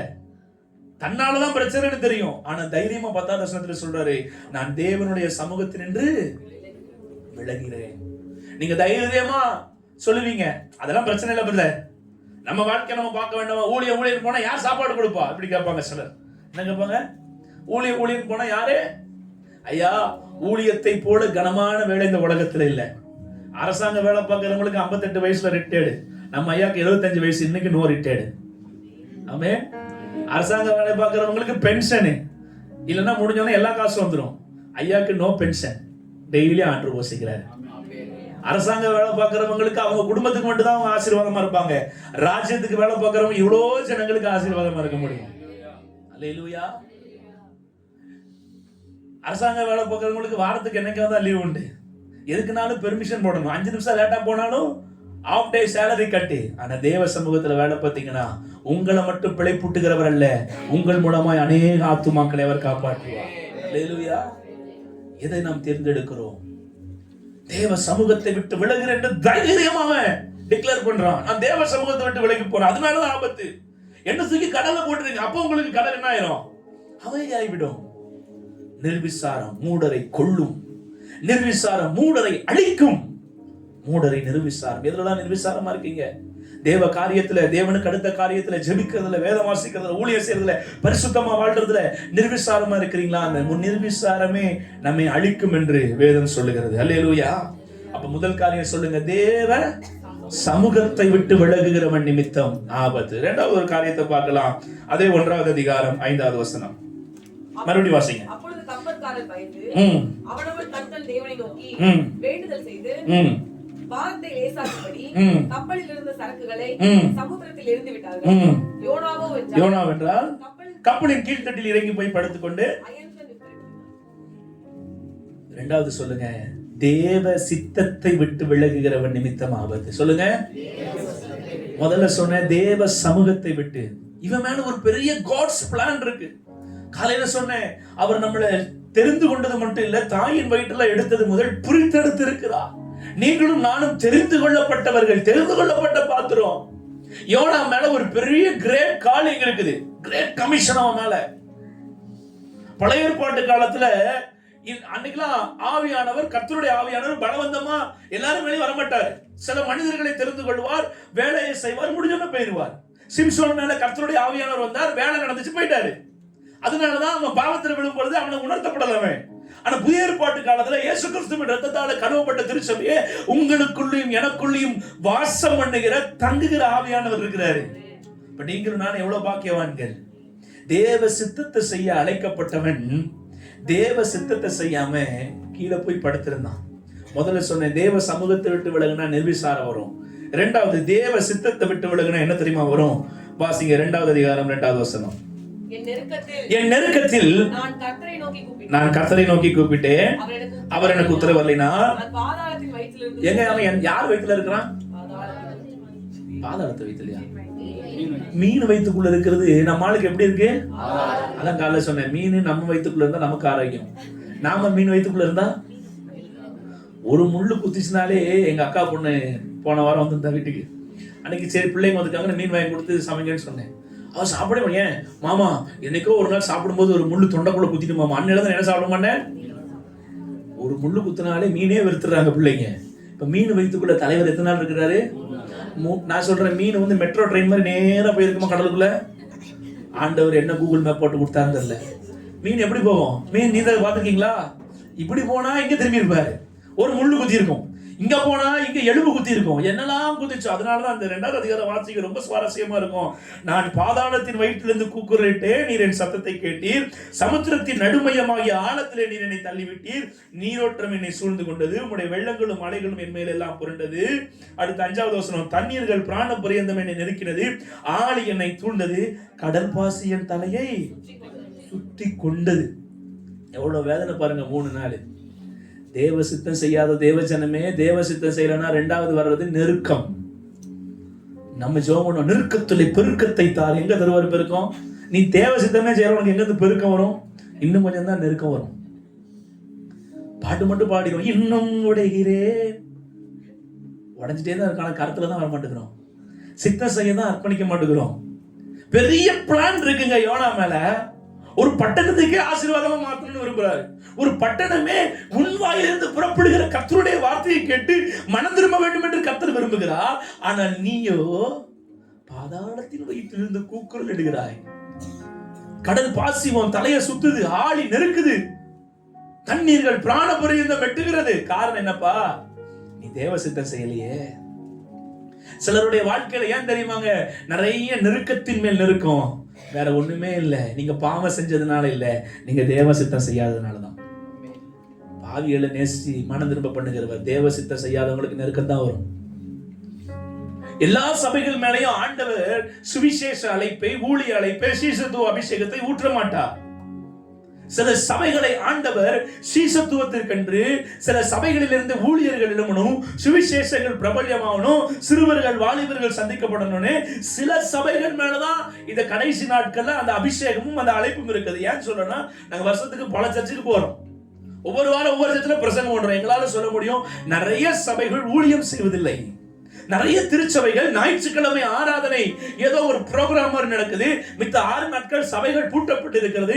விசுவாச பிள்ளைகளுக்கு, ஜனங்களுக்கு எந்த ஊழியம் இல்லை. அப்போ கர்த்தர் இப்பேற்பட்ட விலையேறப்பட்ட ஒரு கிரேட் கமிஷனை இந்த திருச்சபை மேல வச்சிருக்கிறாருன்னா, நீங்களும் நானும் இந்த தேவ சித்தத்தின் மையத்துக்குள்ள இல்லைன்னா என்ன வரும்? நெருக்கம் தான் வரும். ஒரு தலைவன் மேல, ஒரு போதகர் மேல என்ன அபிஷேகம் இருக்குதோ, என்ன அழைப்பு இருக்குதோ, அது அந்த ஜனங்கள் மேல இருக்கும். உங்க பாஸ்டர் மேல என்ன ஒரு ஆண்டவர் ஒரு காலிங், ஒரு அழைப்பு வச்சிருக்கிறாரோ, அந்த அழைப்பு தான் உங்க மேல இருக்கும். அந்த தரிசனத்தை தான் நீங்க சுமப்பீங்க. இப்ப பாஸ்டருக்கு ஆண்டவர் வாலிபர்களை குறித்து, சிறுவர்களை குறித்து, அடுத்த தலைமுறையை குறித்து, தேசத்தை குறித்து, இங்க சென்னையில் இருக்கிற பட்டணங்களை குறித்து, கிராமங்களை குறித்து, ஸ்லம் ஏரியாக்களை குறித்த பாரம் கொடுத்திருந்தாங்கன்னா அதுதான் உங்க பாரமா இருக்கணும், அதுதான் உங்க சித்தமா இருக்கும். என் ஆடுகள் மெய்ப்பனுடைய சத்தத்தை ஆடுகள் கேட்குங்க. நீங்க சொல்லலாம், பிரதர் நானே ரொம்ப பிஸி, அதுவும் சென்னையில், அதுவும் அப்படி ஒரு பிஸியான வாழ்க்கை. என்ன வாழ்க்கை? எங்க பிஸியா இருக்கிறோம்? யாராவது செல்போன் பார்க்காம இருக்கிறோமா? ரீல்ஸ் பார்க்காம இருக்கிறோமா? பிஸியா இருக்கிறோம்னு வாட்ஸ்அப்பே நோண்டாம ஸ்டேட்டஸே பார்க்காம இருக்கிறோமா? பிஸியா இருக்கோம்னு சாப்பிடாம இருக்கிறோமா? ரொம்ப பிஸிங்க, மதிய சாப்பாடு வேணாம்னு யாராவது சொல்லுவீங்களா? ஐயோ ரொம்ப பிஸியா இருக்கிறேன், போனை எங்க வச்சேன்னு தெரியலன்னு சொல்லுவீங்களா? நான் உன்னை விட்டு விலகுவதும் இல்லை, உன்னை கைவிடுவதும் இல்லை. போன் நம்ம கூட வருது, எல்லா இடத்திலும் அவர்கள் இருக்கிறார்கள். என் கூட இருக்குது, உங்க கூட இருக்குது, அப்படிதானே? போனே வராட்டாலும் எடுத்து பார்ப்போம், ஏதாவது நமக்கு யார் போன் பண்ண போறான்னு தெரியல, ஆனா நோட்டிபிகேஷன் வந்திருக்குதா, யாரும் அழைச்சிருக்கிறாங்களா? எல்லாத்துலயும் நம்ம பிஸின்னு சொல்றோம், தேவ சித்தத்தை செய்யறதுக்கு பிஸின்னு சொல்லிடுறோம். அப்ப ஆண்டவர் சொல்லுவார், நானும் கொஞ்சம் பிஸி, உன்னை கொஞ்சம் லேட்டா ஆசீர்வதிக்கேன், பக்கத்து சர்ச்சுக்கு போயிட்டு வரணுன்றார். தேவ சித்தத்தை செய்யலன்னா வாழ்க்கையில நெருக்கங்கள் வரும். நெருக்கம் மட்டும் வராது, ரெண்டாவது என்ன வரும்? 5வது வசனத்தை மறுபடியும் வாசிங்க. அப்போது கப்பற்காரர் பயந்து தன் தேவனை நோக்கி பாரத்தை லேசாக்கும்படி கப்பலில் இருந்த சரக்குகளை, எங்க ஒரு ஊர்ல இருந்து இன்னொரு ஊருக்கு போறாங்க. அந்த காலத்துல கப்பல் பிரயாணங்கள் தான், ஃபிளைட் கிடையாது, பஸ் கிடையாது. இப்போ ஒரு ஊர்ல இருந்து இன்னொரு ஊருக்கு போறவங்க அவங்க சொந்தக்காரங்களை பார்க்க, அவங்க பிள்ளைகளை பார்க்க என்ன வாங்கிட்டு போவாங்க? இப்ப நீங்களே வீட்டுக்கு போயிட்டு, வேலைக்கு போயிட்டு வீட்டுக்கு போறீங்க, அப்பா பிள்ளைய பார்க்கற வீட்டுக்கு, பிள்ளைகள் வந்தோடனே எதை தான் பார்ப்பாங்க? அப்பா கையில. நாங்களும் அப்படிதான், எங்க அப்பா கையில கவர் இருக்கான்னு பார்க்கறதுக்கு 11 மணி வரைக்கும் நைட்டு முடிச்சிருப்போம். கவர் இல்லைன்னா தூங்கிடும். கவர் இருந்தா என்ன தூக்கமா இருந்தாலும் எழுந்து அந்த லட்டையும் மிச்சரையும் சாப்பிட்டு தான் தூங்குவோம். இப்போ ஒரு ஊர்ல இருந்து இன்னொரு ஊருக்கு போறவங்க அவங்க பிள்ளைகளுக்கு, அவங்க சொந்தங்களுக்கு என்னென்னமோ வாங்கிட்டு போயிருப்பாங்க. பாரத்தை லேசாக்கணும்னு சரக்குகளை தூக்கி போடுறாங்கன்னா அப்ப எவ்வளவு சரக்குகள் இருந்திருக்கும் கப்பலுக்குள்ள. திங்க் பண்ணி பாருங்க. இது எதை குறிக்கிறது? தேவ சித்தத்தை விட்டு ஒருவன் விலகினால் வாழ்க்கையில் வருவது இழப்புகள். இழப்புகள், சில இழப்புகள் உங்களுக்கு நேரிடுதா? சில பொருளாதார இழப்புகள், சில சில சில ஆவிக்குரிய பலன் இல்லாம, சரீர பலன் இல்லாமல் இழந்து போகிறீர்களா? சில மனிதர்களை இழந்து போகிறீர்களா? சில நல்ல உறவுகளை இழந்து போகிறீர்களா? தேவ சமூகத்தை இழந்து போகிறீர்களா? தேவ பிரசன்னத்தை இழந்து போகிறீர்களா? காரணம் என்ன தெரியுமா? நீங்க தேவ சித்தம் செய்வதை எங்கேயோ தவறிட்டீங்க. ரட்சிக்கப்பட்ட ஒவ்வொரு மனிதன் மேலேயும் கர்த்தர் ஒரு பெரிய அழைப்பு வச்சிருக்கிறார். அழைப்பு என்றால் என்ன சொல்லுங்க பார்க்கலாம். அழைப்புனா என்ன? அழைப்புனாலே நம்ம என்ன சொல்லிடுவோம்? ஊழியக்காரங்களுக்கு. ஐயா, ரட்சிக்கப்பட்ட அவர் ரத்தத்தால கழுவப்பட்ட எல்லாரும் மேலேயும் அழைப்பு இருக்கு. நீங்க ஆமென் சொல்ல மாட்டீங்க, எனக்கு தெரியும், பாஸ்டர் தவிர. எல்லாரும் முழு நேர ஊழியத்திற்கு வர வேண்டும் என்று சொல்லவில்லை. ஆனால் நீங்கள் இருக்கிற இடத்திலே தேவ சித்தத்தை செய்ய வேண்டும். நீங்க வேலை செய்கிற இடத்துல தேவ சித்தம் செய்யணும். நீங்க படிக்கிற இடத்துல தேவ சித்தம் செய்யணும். நீங்க ஒர்க் பண்ற இடத்துல, நீங்க ஸ்கூலோ காலேஜோ வேலை பார்க்கிற இடமோ, இல்ல கர்த்தர் உங்களை முழு நேர ஊழியத்திற்கு அழைத்திருக்கிறாரோ, அந்த தேவ சித்தத்திற்கு உங்களை ஒப்பு கொடுத்தீங்கன்னா இழப்புகள் வராது. சில குடும்பங்கள் அடுத்தடுத்து சில இழப்புகள் வருகிறத நான் நாவில பார்க்கிறேன். காரணம் என்ன தெரியுமா? தேவ சித்தத்தை நீங்க செய்யல. ஆண்டவர் சில காரியங்களை உங்களுக்கு பாரப்படுத்தி இருப்பார். இந்த விஷயத்தை நீ செய்ய, டெய்லி ஒரு 5 கைப்பிரதி யாருக்காவது கொடுன்னு சொல்லியிருப்பாரு. இந்த இவங்களுக்கு நீ உதவி செய்யன்னு சொல்லியிருப்பாரு. நீ போய் இந்த சண்டே ஸ்கூலுக்கு ஹெல்ப்பா இருக்கலாமேன்னு சொல்லியிருப்பாரு. அதை நீங்க செய்றீங்களா? அதை நீங்க செய்றீங்களா? செய்யாத பட்சத்துல நம் நிமித்தம் இழப்புகள் வந்தது யோனாக்கு கிடையாதுங்க. இழப்பு வந்தது யாரு? ஒரு ஆளு குடும்பத்துல தேவ சித்தம் செய்யலன்னா இழப்பு அவருக்கு இல்ல, அவரை சார்ந்தவர்களுக்கு. சபையில் இருக்கிற ஜனங்கள் தேவ சித்தத்தை செய்யலன்னா அந்த தரிசனத்திற்கு இழப்பு. அந்த திருச்சபையினுடைய பெரிய அந்த விஷனுக்கு தான் ஒரு பெரிய லாகாகும், இழப்பாகும். குடும்பத்துல வாலிப பிள்ளை, வாலிப தம்பி, தங்கச்சி ஒண்ணு ஆண்டு ஊழியத்துக்கு கிடைச்சிட்டு நீ வராத வரைக்கும் உன் குடும்பத்துல இழப்புகள் தான் இருக்கும், நெருக்கங்கள் இருக்கத்தான் செய்யும். யாரோ ஒருவரோட ஆண்டவர் பேசி கொடுக்க நீங்க உங்களை அர்ப்பணிச்சிட்டீங்கன்னா அந்த இழப்புகளுக்கு பதிலாக ரெண்டத்தனையான பலனை கர்த்தர் கொடுப்பார். அல்லேலூயா. எதை செய்ய சொல்றாரு உங்களை? எதை செய்ய உங்களை பாரப்படுத்துறாரு? தேசத்துக்காக ஜெபிக்க சொல்றாரா? குறிப்பிட்ட இந்த மக்களை போய் சந்திக்க சொல்றாரா? எதை அவர் சொல்லுகிறாரோ அதை செஞ்சீங்கன்னா உங்கள் நிமித்தம் மற்றவர்களுக்கு இழப்பு வராது. ஆமென். முதல்ல சொன்ன என்ன சொன்ன? தேவ சமூகத்தை விட்டு விலகினாள். விலகினா என்ன வரும்? நிர்விசாரம். இரண்டாவது, தேவ சித்தத்தை விட்டு விலகிறவன் நிமித்தம் ஆபத்து. தேவ சித்தத்தை விட்டு விலகினா நெருக்கம் வரும், இழப்புகள் வரும். மூணாவது ஒரு வசனத்தை வாசிக்கலாம். யோனாவின் புஸ்தகம் 2வது அதிகாரம் 10வது வசனம். கர்த்தர் மீனுக்கு கட்டளையிட்டார், அது யோனாவை கரையில கைக்கினது. 4வது அதிகாரம் திருப்பிக் கொள்ளுங்க. 7வது வசனம். மறுநாளிலோ கிழக்கு விழுக்கும் நேரத்தில் தேவன் ஒரு பூச்சிக்கு கட்டளையிட்டார், அது ஆமணக்கு செடியை அரித்து போட்டது, அதனால அது காய்ந்து போயிட்டு. 3வது சொல்லுங்க, தேவ சத்தத்தை விட்டு விலகுகிறவன் நிமித்தம் ஆபத்து. சொல்லுங்க. முதல்ல சமூகம், 2வது சித்தம், 3வது சத்தம். எங்க ஒரு மீனுக்கு கர்த்தர் சத்தம் கேட்குது. ஆண்டவர் என்ன செய்யறாரா? மீனுக்கு எங்க மீன் எவ்வளவு நாள் சாப்பிட்டுச்சுன்னு தெரியல, ஆனா 3 நாள் ஃபாஸ்டிங். கொஞ்சம் இறப்பைக்குள்ள யோனா போயிருந்தாருன்னா என்ன ஆயிருக்கும்? அடிச்சு அழகா சாப்பிட்டு, ஆண்டவரே தெரியாம சாப்பிட்ட ஆண்டவரே, நீங்க முதலே சொல்லல ஆண்டவரே, முழுங்க மட்டும் தானே சொன்னீங்க, விழுங்கணும்னு சொல்லலையே, என்ன செஞ்சிருக்கோம்? ஒரு மீனுக்கு கூட கர்த்தர் சத்தம் கேட்டு எப்படியோ எங்க இருந்து தர்ஷீசுக்கு போற வழியில இருந்து நினிவேக்கு டிராவல் பண்ணி போயிருச்சு. கக்கன்னு கக்கிடுச்சு. மீனாவது ஒரு பெரிய விலங்கு. 4வது அதிகாரத்துல வாசிக்கிறோம், எதுக்கு கட்டளையிட்டாராம்? இன்னொரு மொழிபெயர்ப்பு சொல்லுகிறது, ஒரு புழுவுக்கு கட்டளையிட்டாராம். எவ்வளவு சின்னதுங்க அது. என்ன செய்யுது? யோனா தனக்கு நிழல் உண்டாகும்படி உட்கார்ந்து இருந்த ஆமணக்கு செடியின் இலைகளை எல்லாம் அது என்ன செய்து? ஒரு பூச்சிக்கும் ஒரு மீனுக்குமே கர்த்தருடைய சத்தம் கேட்குமானால், என் வாயாக இருக்க வேண்டிய தீர்க்கதரிசியாக யோனாவே, நீ என் சத்தத்தை அல்லல் தட்டினது என்ன? ஒரு பூச்சி சத்தத்துக்கு கீழ்ப்படிதுங்க. ஆனா யோனாவை நினிவேக்கு போச்சோன்னா அவரு தர்ஷீசுக்கு கப்பல் ஏறாரு. தேவ சத்தத்தை விட்டு விலகினாள், ஆபத்துக்கள் வரும். அல்லேலூயா, அல்லேலூயா. பாருங்க, தேவ சத்தத்துக்கு ஒரு மனுஷன் கட்டாயம் கீழ்ப்படிய வேண்டும். ஆமென். உங்களுக்கு ஆண்டவர் சத்தம் கேக்குதா? ஆண்டவர் உங்களோடு பேசுவதை உங்களால் ஆவியிலே உணர முடிகிறதா? அது ரொம்ப ரொம்ப முக்கியம். எபிரேயர் 11வது அதிகாரம் 7வது வசனத்தை வாசிக்கலாம்.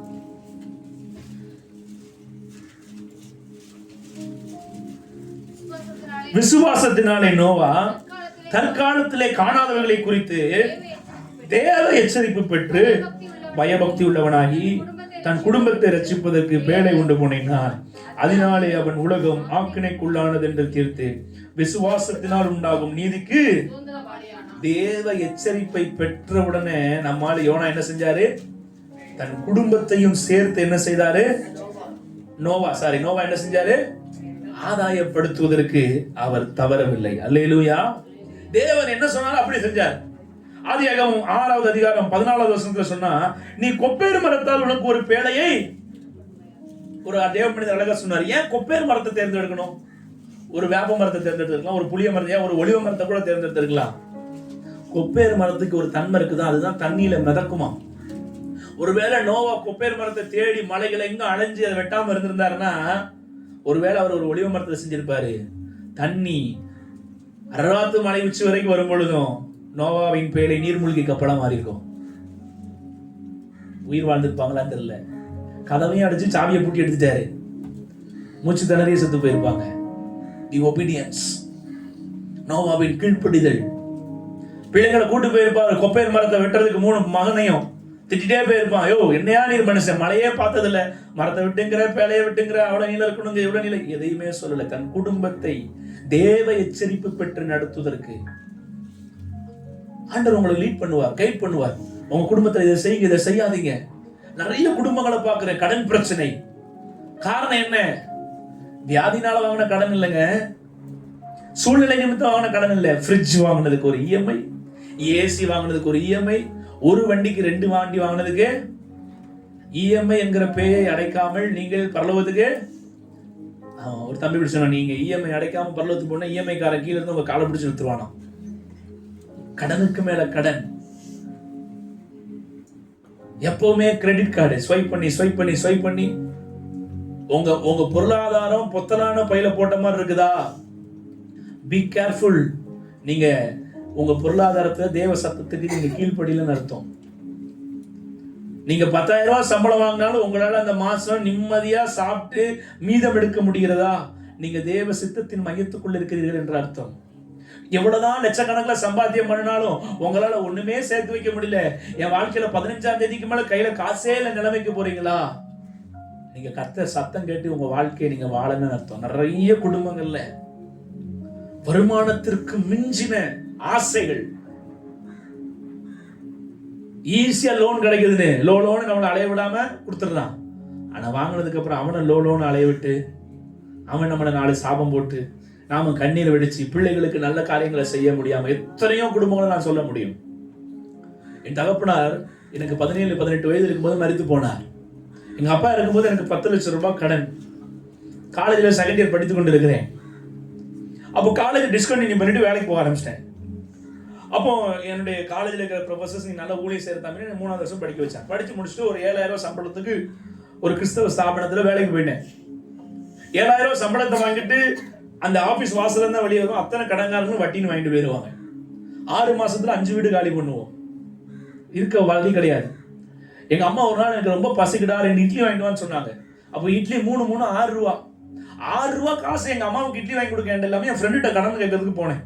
அவன்கிட்ட போயிட்டேன், மாப்பிள்ள 6 ரூபா அப்படின்னு கேட்கறதுக்கு இங்க வரைக்கும் வருது, வாயில வார்த்தை வர மாட்டேங்குது. போய் ஒரு 6 ரூபா என் ஃப்ரெண்டுகிட்ட போய் கடன் வாங்கணுமான்ட்டு கூச்சப்பட்டு ரோட்லயே போய் ஒரு காம்பவுண்ட் வால்ல உட்காந்துட்டு 10:30 மணிக்கு வீட்டுக்கு போயிட்டு சொன்னேன். எங்க அம்மா கேட்டாங்க இட்லி வாங்கிட்டு வந்தியான்னு.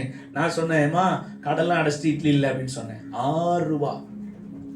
அப்ப எங்க அம்மா சொன்னாங்க, என்கிட்ட ஆண்டவர் நம்ம கடன் அடைக்கணும்னா நம்ம ஒரு தீர்மானம் எடுக்கணும், இனி நம்ம கடனே வாங்கக்கூடாது.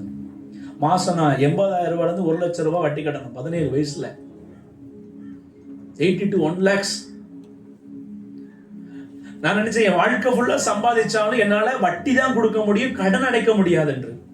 நானும் எங்க அம்மா வீட்டுல தூக்கிட்டு இருப்போம். காலை 6 மணிக்கு கடன்காரன் வீட்டு கதவை தட்டி கெட்ட வார்த்தையில திட்டுவான். காசு கொடுக்க வக்கில்ல, அம்மாவும் பிள்ளைங்க தூங்குறீங்களான்னு சொல்லி அழுவோம். ஹவுஸ் ஓனர் சொல்லிடுவாங்க, காலையிலேயே சண்டைக்காடா இருக்கு, வீட்டை காலி பண்ணிட்டு போங்கன்றுவாங்க.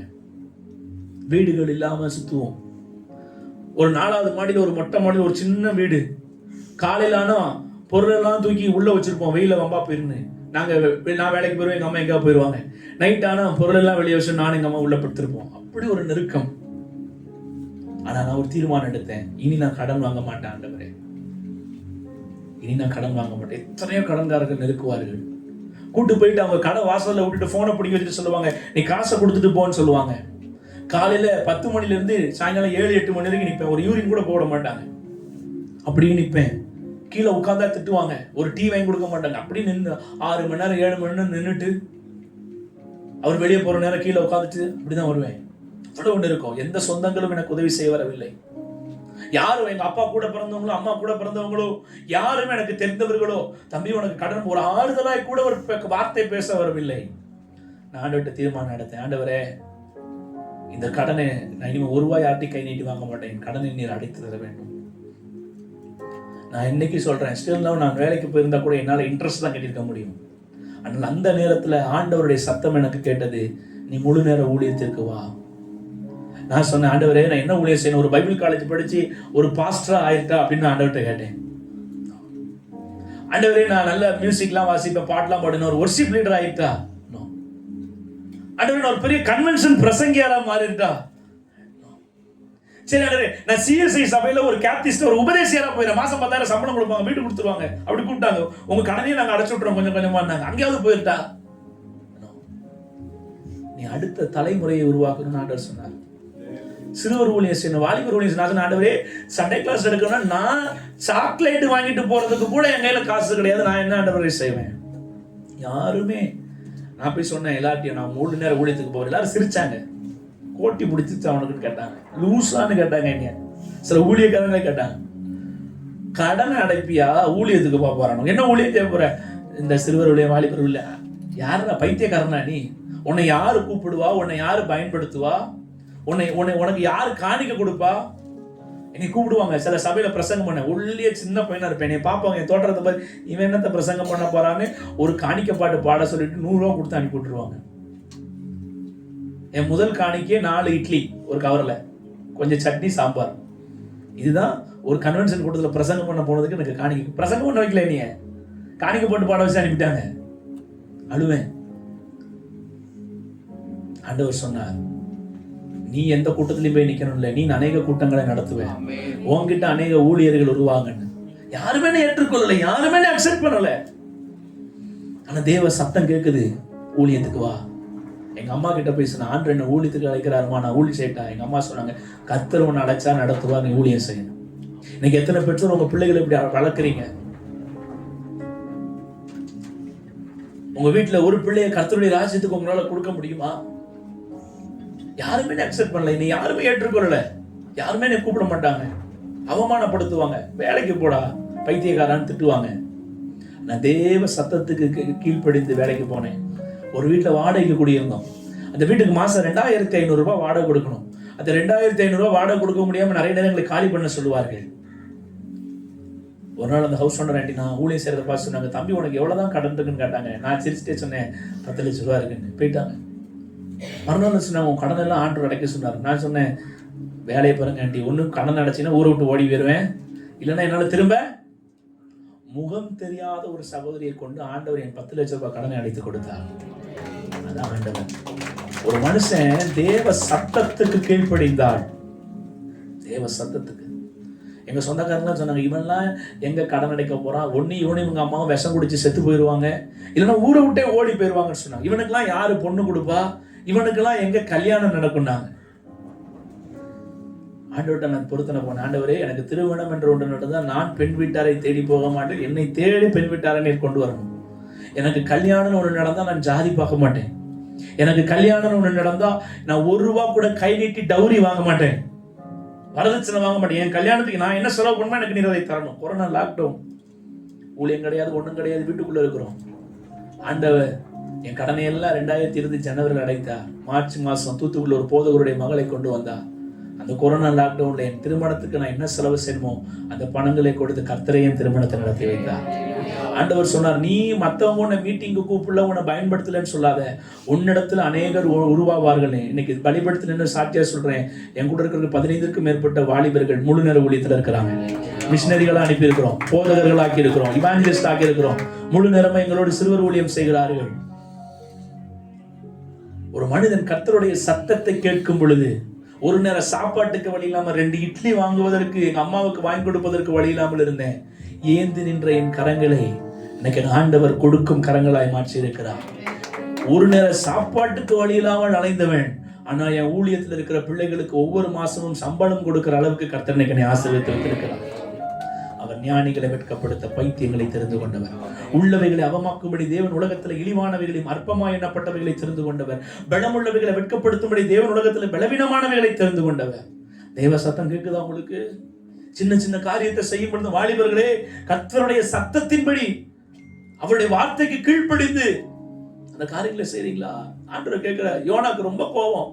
அந்த பூச்சி அந்த ஆமணக்கு செடியை அழிச்சு போட்ட உடனே பயங்கர கோபம் வருது யோனாவுக்கு, பயங்கர கோபம். ஆண்டவரை பார்த்து கேட்கிறான் பாருங்க, சூரியன் உதித்த போது 8வது வசனம் 4:8 உஷ்ணமான கீழ்காற்றை கர்த்தர் கட்டளையிட்டார். அப்பொழுது வெயில் யோனாவின் தலையில் படுகிறதுனால் அவன் சோர்ந்து போய் தனக்குள் சாவை விரும்பி நான் உயிரோடு இருக்கிறதை பார்க்கிலும். மீன் வயிற்றுக்குள்ள செத்து போறேன்னு சொல்லல, ஆளி சூழ்கிறது பாதாளத்தின் வயிற்றில், அதெல்லாம் ஜாலியா இருக்கு தலைவருக்கு. ஆமா, ரைடு போற மாதிரி. இப்போ வெயில் மண்டையில பட்ட யோனா ஒருவேளை சொட்ட தலையானது இல்ல, அவ்வளவு உஷ்ணமா இருந்திருக்கு அவருக்கு. இப்ப சொல்றாரு, நான் உயிரோட இருக்கிறத பாக்கலாம் சகிப்புத்தன்மை இல்லை யோனாவுக்கு. கோவம் என்ன, எப்ப பார்த்தாலும் பிரிஞ்சே போடுறீங்க, ஒரு சிக்கனை போட்டா என்ன கோவம் வரும்ல சிலருக்கு. எப்ப பார்த்தாலும் வீட்டுல ஒரே தோசையா, கோவம் வரும்ல. இவருக்கு கோவம் என்னது, வெயில மண்டையில உஷ்ணம் படுது, நான் சாகுறது நலமா இருக்குன்னு சொல்லும் போது ஆண்டவர் சொல்றாரு, அப்பொழுது தேவன் யோனாவை நோக்கி, நீ ஆமனுக்கு நிமித்தம் எரிச்சலா இருக்கிறது நல்லதோ என்றார். அதற்கு அவன் சொல்றான், நான் மரண பரியந்தம் எரிச்சலா இருப்பது. அதுக்கு கர்த்தர் என்ன சொல்றாரு வாசிங்க, நீ பிரயாசப்படாததும் நீ வளர்க்காததும் ஒரு ராத்திரியிலே முளைத்ததும் ஒரு ராத்திரியிலே அழிந்து போனதுமான. எப்பா யோனா, நீ நடல, நீ விதைக்கல, நீ தண்ணி ஊத்தல, நீ பராமரிக்கல, நீ எதுவுமே செய்யல, ஒரு ஆவணுக்காக நீ பரிதபிக்கிறாயே. வலதுகைக்கும் இடதுகைக்கும் வித்தியாசம் அறியாத 120,000 பேருக்கும் அதிகமான மனுஷரும் அநேக மிருக ஜீவன்களும் இருக்கிற இந்த மகாநகரமாகிய நினிவேக்காக நான் பரிதபியாமல் இருப்பேன். யோனாவுடைய பரிதபிப்பு ஒரு செடி நெல். இன்னைக்கு நிறைய பேருடைய பரிதபிப்பு என்ன தெரியுமா இருக்குது, எப்படி ஆகி ஒரு பைக் வாங்கிடணும், எப்படி ஆகிடும் ஒரு 3 சென்ட் இடம் வாங்கி வீடு கட்டிடணும். ஒருத்தர் சொல்றாங்க, உங்க வாழ்க்கையின் லட்சியம் என்னன்னு நிறைய பேர் கேட்டேன். ஒரு வாலிப பெண்ணு கேட்டேன், தம்பி உங்க வாழ்க்கையின் லட்சியம் என்னன்னு ஒரு யூத் மீட்டிங் கேட்க. ஆனா எப்படி ஆகிலும் இருக்கிறதுலே லேட்டஸ்டா இருக்கிற ஐபோன் வாங்கணும், அவன் வாழ்க்கையில் கோல் என்னதான். இன்னொரு பையன் சொன்னான், இருக்கிறதுலே 4.5 லட்சம் ரூபாய் போய் மதிப்புள்ள அந்த R15 பைக் வாங்கணும்னே. இன்னொருத்த சொன்னானே, எப்படியாவது நான் சின்ன வயசுல இருந்து லவ் பண்ற அந்த பிள்ளைய கல்யாணம் முடிச்சிடணும்னே. ஒரு குடும்பத்துல கேட்ட, உங்க வாழ்க்கையின் லட்சியம் என்ன, சாகிறதுக்குள்ள சொந்த வீட்டுக்கு போயிடணும். எங்க போயிடணும், நீங்க சாகிறதுக்குள்ள சொந்த வீடு கட்டுறீங்க, சாகிற வரைக்கும் லோன் தானே கட்டுறீங்க, சாகிற வரைக்கும் என்னதான் கட்டுறீங்க. நான் சொல்றேன், உங்க ஆத்மாவுடைய மதிப்பு, நீங்கள் 50 லட்சம் ரூபாய்க்கு கட்டுகிற வீடும் உங்க ஆத்மாவின் மதிப்பும் ஒன்றா? நீங்கள் 10 லட்சம் ரூபாய்க்கு கார் வாங்குவதும் உங்கள் ஆத்மாவின் மதிப்பும் ஒன்றா? நீங்கள் வாங்குகிற பைக்கும் போனும் முடிக்கிற கல்யாணமும் உங்க ஆத்மாவும் ஒண்ணா? எங்க இந்த ஆத்மா வெளியேறப்பட்டதுங்க. சிலருக்கு வாழ்க்கையின் கோலே சாகிறதுக்குள்ள, நீங்க சாகிறதுக்குள்ள கட்டின வீட்லயே நீங்க செத்ததுக்கு அப்புறம் அடக்கம் பண்ணுவாங்க. இன்னைக்கு இருக்கிற காலத்துல மக்கள் தொகை பெருக்கும், அடைச்சது மறுபடியும் தோண்டி வெளியே போட்டு இன்னொன்று புதைச்சிடலாம். அங்க கூட எங்க ஊர்ல ஒரு ஊழியக்காரர் இருக்காரு, அவர் ஊழியக்காரர்ல, அவர் பேர் ஊழியக்காரர். சாகிறதுக்கு முன்னாடி இப்பமே அவருக்கு மணிமண்டபம் கட்டி வச்சிட்டாரு. அவரை இங்கதான் அடக்கம் பண்ணணும். உன்ன பேர் சொன்னா தெரியும், போய் தேடி பாருங்க. இங்கதான் என்ன அடக்கம் பண்ணணும், பெரிய மணிமண்டபம் கட்டி பெட்டியெல்லாம் வாங்கி வச்சிருக்காரு. இப்பமே எப்ப நாங்க இப்பமே ஒரு அடக்கம் பண்ணிடலாம். மணி உண்மையிலே சொல்றீங்க, திருநெல்வேலிக்கு வாங்க, நான் உங்களை கூட்டி போய் காட்டுறேன். இப்பமே மணிமண்டபம் கட்டி குழி எல்லாம் ரெடி பண்ணி எல்லாம் வச்சிருக்கிறாரு. ரொம்ப நெருக்கமானதுதான், நீங்க போய் தேடுங்க வந்துடும். இப்பமே எல்லாம் ஆயத்தமா இருக்கிறாரு. உங்க ஆத்துமா வெளியேறப்பட்டது. அந்த ஆத்துமா ஒரு வீட்டுக்கும் ஒரு காருக்கும் ஒரு பைக்குக்கும் பணத்துக்கும் சொத்துக்கும். எங்க அம்மா ஆசையா போட்டிருந்த 5 பவுன் முறுக்கு செயின், அது எங்க அம்மா கழட்டவே மாட்டாங்க. எங்க அம்மா செத்துட்டாங்க, பரவாயில்ல, அதோட எங்க அம்மாவை அடக்கம் பண்ணுங்கன்னு எந்த பிள்ளையாவது சொல்லுவான்? எங்க அப்பா ஆசையா போட்டிருந்த கை செயின், அதோட அவர் அடக்கம் பண்ணு. அருணா குடிக்க சண்டை ஒரு அண்ணன் தம்பிக்கு. செத்ததுக்கு அப்புறம் தான் தெரியும் பெத்த பிள்ளையுடைய அருமை. இது உனக்கு, இது எனக்குன்னு. அங்கதான் என்ன வரும், சண்டையே வரும். இந்த உலகத்துல மனுஷன் உலகம் முழுவதையும் ஆதாயப்படுத்தினாலும் தன் ஜீவனை நஷ்டப்படுத்தினால் லாபம் இல்லை. இதன் மேல உங்களுடைய பார்வை, உங்க கண்ணோட்டம் எதுல இருக்கு? நீங்க திருச்சபைகள் எல்லாம் எங்கேயோ திசை மாறிட்டோம். ஆத்துமாக்கள் மேல இல்ல, சுவிசேஷ ஊழியத்தின் மேல இல்ல, ராஜ்யத்தின் மேல இல்ல, கர்த்தருடைய ஆலயத்தின் மேல இல்ல. எதையோ உலகம் உலகம் பணம் பணம் பணம் பணம் பணம். அப்ப நமக்கும் எங்க அம்பானிக்கு இயேசுவே தேவையில்லைங்க. சொல்றாங்க, அம்பானி இனிமே அவருடைய பிசினஸ் எல்லாம் க்ளோஸ் பண்ணிட்டு வீட்டிலே இருந்தாருன்னா கூட 555 வருஷத்துக்கு சாப்பிடறதுக்கு அவர்கிட்ட பணம் இருக்கான். எத்தனை வருஷத்துக்கு? நான் நியூஸ் பார்த்தேன், 555. அவர் வாழ மாட்டார் அவ்வளவு நாள். 555 வருஷம் வாழலாமா? அவ்வளவு பணம் வச்சிருக்கிறாராம். இனி பிசினஸ் பண்ணாம எல்லா கம்பெனி க்ளோஸ் பண்ணிட்டு இருந்தா அவருக்கு இயேசு தேவையா? மனுஷனை ஏதோ ஒன்று திருப்திப்படுத்துது. நம்ம ஆத்துமாவை அவரை தவிர யாரால திருப்திப்படுத்த முடியாது. சைக்கிள்ல போறவனுக்கு பைக்ல போகணும்னு ஆசை, பைக்ல போறவனுக்கு கார்ல போகணும்னு ஆசை, கார்ல போறவனுக்கு இது லக்ஸரி கார் வாங்கணும்னு ஆசை, இப்ப சொந்த ஃபிளைட்டே வாங்கணும்னு ஆசைலாம் வந்துருச்சு. மனுஷனுக்கு சாகிற வரைக்கும் இந்த ஆசை. பட் உங்களுடைய நோக்கம், உங்க பர்பஸ் எதுல இருக்குது? தேவ திட்டத்துல நீங்க யாரா இருக்கிறீங்க? ஆண்டவர் உங்களை அழைச்சது நோக்கம் என்ன? அதுக்குன்னு கார் வாங்கக்கூடாது. அப்படிதான் வாங்குங்க, நல்லது. உங்களை ஆசீர்வதித்தால் வாங்குங்கள். உங்க கையின் பிரயாசங்கள் ஆசீர்வதிக்கப்படுவாங்க. பேராசைப்பட்டு கடனை வாங்கி அதனாலேயே நிறைய குடும்பங்கள் திசையின் விலை பக்கம் ஒரு 6 மாசத்துக்கு முன்னாடி ஒரு குடும்பம், கணவன் மனைவி 2 சின்ன பிள்ளைகள் காரோட கொண்டு போய் ஒரு காட்டுக்குள்ள நிப்பாட்டிட்டு பெட்ரோலை அந்த கணவர் மேல ஊத்தி எரிச்சிட்டு உள்ள போய் வந்தார். ஒரு வாரம் கழித்து கருகி போன காரை அந்த இருக்கிற கிராம மக்கள்லாம் பார்த்து என்ன நியூஸ்ல பாத்தீங்க, அது கிராம மக்கள்லாம் பார்த்து கண்டுபிடிச்சா அந்த 2 பிள்ளைகளையும் அந்த தாயால் கட்டி வைத்திருக்கிறார்கள், கரிக்கட்டையா எரிந்து. சென்னையில இருந்து அங்க சொந்த ஊருக்கு வரவில்லை. கடன் பிரச்சனை தாங்க முடியாமல் ஒருத்தர் லாயர், ஒருத்தர் டாக்டர், கடன் பிரச்சனை தாங்க முடியாமல் குடும்பமாய் காருக்குள்ளேயே பெட்ரோல் ஊத்தி எரிந்து கரிக்கட்டையாய் போனார்கள். எத்தனை குடும்பங்கள் கடனினால். யோசிங்க, கடன் வாங்குறதுக்கு முன்னாடி ஆவியானவர் ஏன் அதை சொல்றான்னு தெரியல. கடன் வாங்குவதற்கு முன்பாக யோசியுங்கள். பல முறை ஆண்டவர்கிட்ட கேளுங்க, ஜெபம் பண்ணுங்க, அடையாளம் கேளுங்க. தேவையா? இதை நம்ம செய்வது நம்முடைய வாழ்க்கைக்கு போதுமானதா? நம்ம வாழ்க்கையின் நோக்கம் என்ன? நம்ம பிள்ளைகளை படிக்க வைக்கிற உண்மைதான். அப்படி கடன் வாங்கி நம்ம படிக்க வைக்கணுமா? யோசிக்கணும். நிறைய பேரண்ட்ஸ் நாங்க போற சபைகள் எல்லாம் பாக்குறோமே, பிரதர் கடன் பிரச்சனை பிரதர், ஏன் பிள்ளைக்கு 1.5 லட்சம் ரூபாய் ஃபீஸ் கட்டணும் பிரதர், அதனாலேயே கடன் ஆயிடுச்சு பிரதர். இந்த 1.5 லட்சத்தை கட்டுறதுக்குள்ள அடுத்த வருஷம் 2.5 லட்சம் ஆயிரும் அடுத்த கிளாஸ் போகும்போது. நம்மளுடைய வாழ்வாதாரத்துல அந்த பொருளாதாரத்துக்கு ஏற்றபடி நம் வாழ்க்கை அமைத்துக் கொள்ள பழகாததற்கு காரணம் நாம பாக்குற யூடியூப் வீடியோஸ், நாம பாக்குற வீலாகு, அவனை பாக்குற இவனை பாக்குற எவரையும் பார்க்காதீங்க. வேதத்தை பாருங்க. அவனுக்கு நிழல் கிடைக்கலன்னு எரிச்சல் யோனாவுக்கு. ஆண்டவர் சொல்றாரு, இதுக்கே பரிதபிக்கிறியே, இங்க இருக்கிற 1,20,000 பேருக்கும் அதிகமான ஜனங்களுக்கும், ஆடுகளுக்கும், மாடுகளுக்கும், மிருக ஜீவன்களுக்கும் கூட நான் பரிதபிக்கிறேனே. எனக்கு தேவ பிள்ளைகளுடைய பரிதபிப்பு எதன் மேல் இருக்கிறது? இதற்காக கர்த்தர் நம்மளை அழைத்திருக்கிறார், இதற்காக நம்மளை தெரிந்து கொண்டிருக்கிறார். தேவ சத்தம் நமக்கு கேக்குதா? ஒவ்வொரு காரியத்தை ஸ்டெப் எடுத்து நீங்க வைக்கும் பொழுதும் ஆண்டவர் உங்களோடு பேசுகிறாரா? Be careful. கர்த்தர் பேசணும். உங்க எதிர்காலத்தை வாலிப பிள்ளைகளே, இந்த நபரை நீங்க திருமணம் முடிக்கணும், ஆண்டவர் கூட பேசுறாரா? உங்களுக்கு அதுல ஆண்டவருடைய லீடிங் இருக்குதா? பணத்தை பார்த்தும் பொருளாதாரத்தை பார்த்தும் இவ்வளவு காசு கொடுப்பாங்க மாப்பிள்ளைக்கு, இவ்வளவு கார் கொடுப்பாங்க, அதை கொடுப்பாங்க, இதை பார்த்து முடித்து எத்தனையோ குடும்பங்கள் இன்னைக்கு நடுத்தெருவிலே இருக்கிறதையா?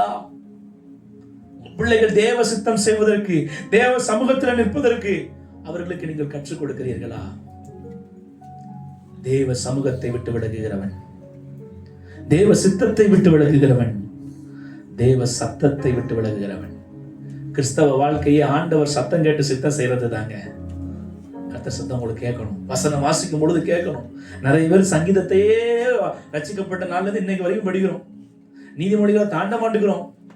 சிலர் பைபிள் ஆதியாகம ஆதிலே காணாம போயிருச்சு, சிலர் பைபிளை வெளிப்படுத்தவே இல்லை. பாருங்க, சிலர் பைபிளும் பாருங்க சங்கீதம் நீதிமொழி மட்டும் தான் அழுக்கா இருக்கும், மற்ற பக்கம் புதுசா இருக்கும். வேதத்தை வாசிங்க, கர்த்தருடைய மகத்துவங்களை ஆராய்ந்து பாருங்க. வசனத்தின் மூலமா ஆண்டவர் பேசுவார். உபவாசம், ஜெபிங்க, ஊழியம் செய்யுங்க. ஏதாயிலும் ஒன்றில் நான் என் தேவனை மகிமைப்படுத்தினா பரமபிதா நன்மையானவைகளை நமக்கு கொடுப்பது. நீங்க பணத்துக்காகவும், எங்க உங்க வீட்டுல ஒரு பிள்ளை இருக்கு, 2 மணி ஆயிடுச்சு, பசிக்குது, மதியானம், எனக்கு சாப்பாடு கொடுங்க, நெஞ்சில பிடிச்சாலுமா? நான் அறிவு இருக்கா? 2 மணி ஆயிடுல சோரத்துன்னு சொல்றீங்களா இல்லையா? உங்க பிள்ளைக்கு பசிக்கிறதுக்கு முன்னாடியே உங்க பிள்ளை முகம் மாறும் பொழுதே உடம்பு சரியில்லைங்கிறத கண்டுபிடிக்கிறீங்களா இல்லையா? பரம தகப்பன் உங்களுக்கு எந்த நாள்ல எதை கொடுக்கணும், எதை படிக்க வைக்கணும், யாரை கல்யாணம் முடிச்சு கொடுக்கணும் எல்லாரும் தெரியுமா தெரியாதா? ஆனா நாம இந்த உலகத்துக்கு அடுத்த அலுவல்களையே சிக்கிக்கொண்டு அதை தருவீரா, இதை தருவீரா, உனக்கு இப்ப இதுதான் தேவை, நீ இன்னைக்கு இதை செய்ய, நாளை தினத்தை குறிச்சே கவலைப்படாத, 10 வருஷம் கழிச்சு எப்படி நடப்ப நினைக்காத, இன்னைக்கு உயிரோட இருக்கணுமே. பாத்ரூம்ல தடுக்கி விழுது எத்தனையோ பேர் செத்து போகும்போது, எத்தனையோ ஆக்சிடென்ட்ல கர்த்தர் நம்மளை கண்ணுக்கு மறைவாய் நம்மளை பாதுகாத்து நம்மளை ஜீவனோட வச்சிருக்கிறாரு. இன்னைக்கு எப்படி இருக்கு? இன்னைக்கு நான் என்ன செய்யறேன் ஆண்டவருக்காக? இன்னைக்கு நான் தேவ சித்தம் செய்யறேனா? இன்னைக்கு நான் தேவ சமூகத்தை நாடுகிறேனா? இன்னைக்கு நான் கர்த்தருக்கு பிரியமாய் வாழ்கிறேனா? கவனிங்க, அதுதான் முக்கியம். அதுதான் இன்னைக்கு முக்கியம். தேவ சித்தம் செய்யறதுக்கு இன்னைக்கு திருச்சபை ஜனங்களுக்கு ஆசை இல்லை. அதெல்லாம் ஏங்க, அதெல்லாம் போட்டு அதெல்லாம் பாஸ்டரோட பார்த்துட்டு, அதெல்லாம் பாஸ்டருடைய ஊழியம், பாஸ்டர் மட்டும் ரொம்ப வரப்போம். தேவ சித்தம் செய்வது ஒவ்வொருவர் மேல் விழுந்த கடமை. ஒவ்வொருவரும் செய்யணும். என்ன வேலை பார்க்குறீங்களோ அங்க நீங்க தேவனை மகிமைப்படுத்துகிற ஒரு வாழ்க்கை நீங்கள் வாழ வேண்டும். படிக்கிறீங்களா, படிக்கிற இடத்துல, கல்லூரி இடத்துல, வேலை பார்க்கறீங்களா, அந்த ஒர்க் பிளேஸ்ல, ஏதோ ஒரு இடத்துல உங்கள் மூலமாய் அநேக ஆத்துமாக்கள் ரட்சிக்கப்பட வேண்டும். அல்லேலூயா. தேசம் பெருசுங்க. இயேசு வருகிறார்னு தாத்தா பாட்டி காலத்துல இருந்து சொல்றாங்க. ஏன் வரல? அவர் தாமதிப்பதின் காரணம், இன்னும் எத்தனை ஜனங்கள் இயேசு அறியாம இந்த சென்னை பட்டணத்துல இருக்கிறாங்க. எத்தனை ஜனங்களுக்கு இயேசு என்றால் யார் என்று தெரியாது. எத்தனை பிள்ளைகள் கஞ்சாவிலும் போதையிலும். பாருங்க, கடந்த 2 வாரத்துக்கு முன்னாடி நான் வாசித்த ஒரு செய்தி என்னை ரொம்ப அசைத்தது. நாகர்கோவில்ல 88 வயசு பாட்டிய 9ஆம் கிளாஸ் படிக்கிற மாணவன் கற்பழித்திருக்கிறான். எத்தனை வயசு பாட்டி? 88 வயசுல அடக்கம் பண்ண வேண்டிய பாட்டி, 90 வயசு. 9ஆம் வகுப்பு படிக்கிற மாணவன் கட்டாயப்படுத்தி கட்டி வைத்து அந்த பாட்டியை பாலியல் வன்கொடுமை செய்திருக்கிறான். இதை பார்க்கும் பொழுது நான் யோசித்தேன், ஆண்டவரே, இன்னைக்கு பாவம் செய்யறதுக்கு எத்தனையோ வழி இருக்குது, நிறைய ஆப்ஷன் இருக்குது, இன்னைக்கு கையிலே இருக்குது. ஆனா ஏன் இன்னைக்கு பிசாசு இப்படிப்பட்ட அசிங்கமான அவலட்சணமான காரியங்களை தேசத்துல செய்யறான்? இச்சையின் ஆவி தேசத்துல தலைவிரித்து ஆடுகிறது. போதையின் ஆவி தேசத்துல தலைவிரித்து ஆடுகிறது. ஐயா, இப்படிப்பட்ட அவலட்சங்களில் இருந்து அடுத்த தலைமுறையை மீட்பதற்கு நீங்களும் நானும் திறப்பிலே நிற்கலன்னு சொன்னா, எத்தனை பிள்ளைகள், எத்தனை சபைக்கு வருகிற பிள்ளைகள் படிக்கும் பொழுது லிவிங் டுகெதர் எத்தனை பிள்ளைகள் தங்கள் கற்பை இழந்து போகிறார்கள். எத்தனை அவலட்சணங்களை நம் தேசத்திலே நம் கண் முன்பாக நாம் பார்த்து கொண்டிருக்கிறோம். இதை பார்த்து நமக்குள்ள ஆத்ம பாரம் வரலனா இன்னும் நிர்விசாரத்துல இருக்கிறோம் தானே அர்த்தம். இன்னும் அவர் சத்தத்துக்கு சித்தத்துக்கு கீழ்ப்படியலன்னு நம்ம அர்த்தம். தேவஜனமே, நீங்க இருக்கிற இடத்துல தேவனை மகிமைப்படுத்தணும். அப்படி மகிமைப்படுத்தினீங்கன்னா உங்க நிமித்தம் ஆபத்தல்ல, உங்க நிமித்தம் தேசம் ஆசீர்வதிக்கப்படும், தேசம் ரட்சிக்கப்படும். தேசத்துல எழுப்புதல பார்ப்போம், தேசத்துல மறுரூபத்தை பார்ப்போம். நம்ம சபை ஆத்துமாக்களினால நிரம்பும். ஒரு ஆராதனை 2 ஆராதனை இல்ல, ஞாயிற்றுக்கிழமை ஃபுல்லா ஆராதனையா நடத்திட்டு இருக்கிற அளவுக்கு கர்த்தர் ஆத்துமாக்களை சபையிலே தருவார். நாங்கள் சாட்சி. தூத்துக்குடியில எங்க சர்ச் இருக்குது. எங்க அத்தை மாமா சர்ச்சு வளர்ந்ததுக்கு காரணமே அந்தந்த கிராமங்கள்ல தெருக்கல்ல நின்று சபையில இருக்கிற வாலிபர்கள், ஸ்லம் ஏரியாவும் இருக்கும், ரோட்ல, மெயின் ரோட்ல யாரும் வீடு கொடுக்க மாட்டாங்க, பைபாஸ் ரோட்ல தார்பாயை விரிச்சு சண்டே கிளாஸ் நடக்கும். 8ஆம் கிளாஸ் 9ஆம் கிளாஸ் படிக்கிற பிள்ளைகள் ஸ்டில் நவ் அப்படி 10 வருஷம் 12 வருஷம் 15 வருஷம் நடத்தி எங்கெல்லாம் 15 வருஷம் அப்படி ஸ்லம்ல நின்று, ரோட்ல நின்று ஜனங்கள் ஏற்றுக்கொள்ளாவிட்டாலும் நின்று நடத்தினார்களோ அங்கெல்லாம் இன்னைக்கு கர்த்தர்களுக்கு திருச்சபைகளை கட்ட உதவி செய்திருக்கிறார். சொந்தமாக இடம் வாங்கி கட்ட உதவி செய்திருக்கிறார். காரணம் அந்த சிறுவர் ஊழியம். அது அற்பமான ஊழியம் அல்ல, அது அற்புதமான ஊழியம். 7 கிளை சபைகளை உருவாக்க காரணம் அந்த 7 இடத்துலயும் நடந்த சண்டே ஸ்கூல். பாஸ் அழகா சொன்னாங்க, காலையில எங்கெல்லாம் சண்டே ஸ்கூல் நடக்கும் அங்கெல்லாம் கிளை சபைகள் வரணும். அழகா சொன்னாங்க, மெகா சர்ச் நம்ம பிளான் இல்ல, மினி சர்ச். ஆமென். தெருக்கள் எங்க, வீடுகள் எங்க, கிராமங்கள் எங்க, பட்டணங்கள் எங்க சபைகளை கட்டணும். அல்லேலூயா. மெகா சர்ச்சை கட்டிட்டு அப்படி சோவா வராங்க, தப்பு இல்ல, அது அவங்க தரிசனமா இருக்கலாம். ஆனால் மினி சர்ச்சஸ் அந்தந்த ஏரியாக்கள்ல சபைகளை எழுமணும்னா, இங்க 18 பேர் படிச்சுங்க, அந்த 18 பேர் எழுப்பி 18 சண்டே ஸ்கூல் ஆரம்பிச்சீங்கன்னா, நான் சொல்றேன் 5 வருஷத்துலயோ 10 வருஷத்துலயோ அதுக்கு சீக்கிரமாகவோ அங்கங்க சபைகளை கர்த்தர் எழுப்புவார். உங்க கையில தான் இருக்கு. ஒரு போதகரால பண்ண முடியாது, போதகரால உருவாக்க முடியும். ஆனா எழுந்து கட்டுவோம் வாருங்கள் என்று நெகேமியாவோடு இந்த ஜனங்கள் தங்கள் கைகளை திடப்படுத்தினது போல இந்த மகிமையின் தேவாலயத்தின் ஜனங்கள் ஊழியரோடு தரிசனத்தோடு இணைவீங்கன்னா இந்த பட்டணத்துல ஆபத்துக்கள் அல்ல, இந்த பட்டணம் ஆசீர்வதிக்கப்படும். எத்தனையோ பெரிய பெரிய சபைகளை நம்பி கர்த்தர் சில பொறுப்புகளை கொடுத்து அந்த எழுப்புதல் தாமதித்ததுக்கு காரணம் ஜனங்கள் போதகரோடு ஊழியரோடு தரிசனத்தோடு கைகோர்க்காது என்பதை நான் உறுதியாய் சொல்ல முடியும். ஆனால் நம் சின்ன சபையா இருந்தாலும், அடையாளம் இல்லாத திருச்சபையா இருந்தாலும், தரிசனத்துல நிப்போன்னு சொன்னா, அழைப்புல நிப்போன்னு சொன்னா, ஆத்தும பாரத்துல நிப்போன்னு சொன்னா, சில சபைகளை நம்பி தேவன் கொடுத்த பொறுப்புகளை அவர்கள் செய்யாவிட்டாலும் நம்மை நம்பி சில ஆத்துமாக்களை, சில பட்டணங்களை, சில தெருக்களை, சில ஜனங்களை, சில உயர் அதிகாரிகளை கூட கர்த்தர் நமக்கு தருவார். அல்லேலூயா. விசுவாசிக்கிறீங்களா? எழும்பணும். அல்லேலூயா. எங்க ஆண்டவர் உலகம் முழுவதையும் ஆதாயப்படுத்துவதற்கு தெரிந்து கொண்டதே 12 சீஷர்கள் தான். ஹோல் வேர்ல்டுக்கே 12 பேர் போதுமா அவருக்கு? சிதறி போனவர்கள் எங்கும் சுவிசேஷத்தை பிரசங்கித்தார்கள். பெரிய கூட்டம் இல்லாட்டாலும் இந்த சின்ன கூட்டம் போதும் ஆண்டவருக்கு. ஒரு யோனா போதும் ஒரு பட்டணத்துக்கு. ஒரு பட்டணத்தின் மனம் திரும்புவதற்கு ஒரு யோனாவே மறுதளிச்சு போயிட்டா, போனா ஆண்டவர் விட்டுருக்கலாமே, விடலையே. காரணம், யோனா உன் மேல தாயின் கருள் ஒரு அழைப்பு வச்சல, நீ தான் நிறைவேற்றணும். பக்கத்துல சொல்லுங்க, இந்த சபைக்கு வந்துட்டீங்க, அழைப்பு விட்டு நழுவவும் முடியாது, ஓடவும் முடியாது, ஒளியவும் முடியாது, செஞ்சுதான் ஆகணும்.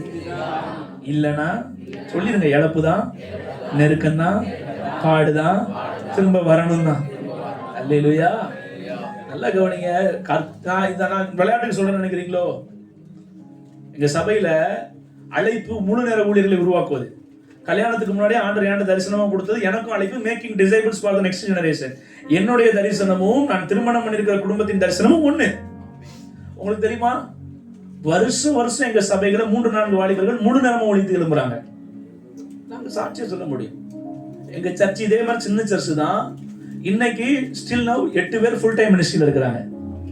Full time. பெரிய சம்பளம் தான் கொடுக்க மாட்டோம். 2000, 3000, 5000 தான். படிக்காத பிள்ளைகள் கிடையாது. 3 டிகிரி 4 டிகிரி முடிச்ச பிள்ளைங்க. Be careful. 25,000, 30,000 சம்பளம் வாங்கின பிள்ளைங்க வேலையை விட்டுட்டு அந்த 2000 சம்பளத்தை எதிர்பார்த்து வரல. சபை மேல இருக்கிற அழைப்பு. இப்ப இந்த சபை மேல ஒரு அழைப்பு இருக்கா இல்லையா?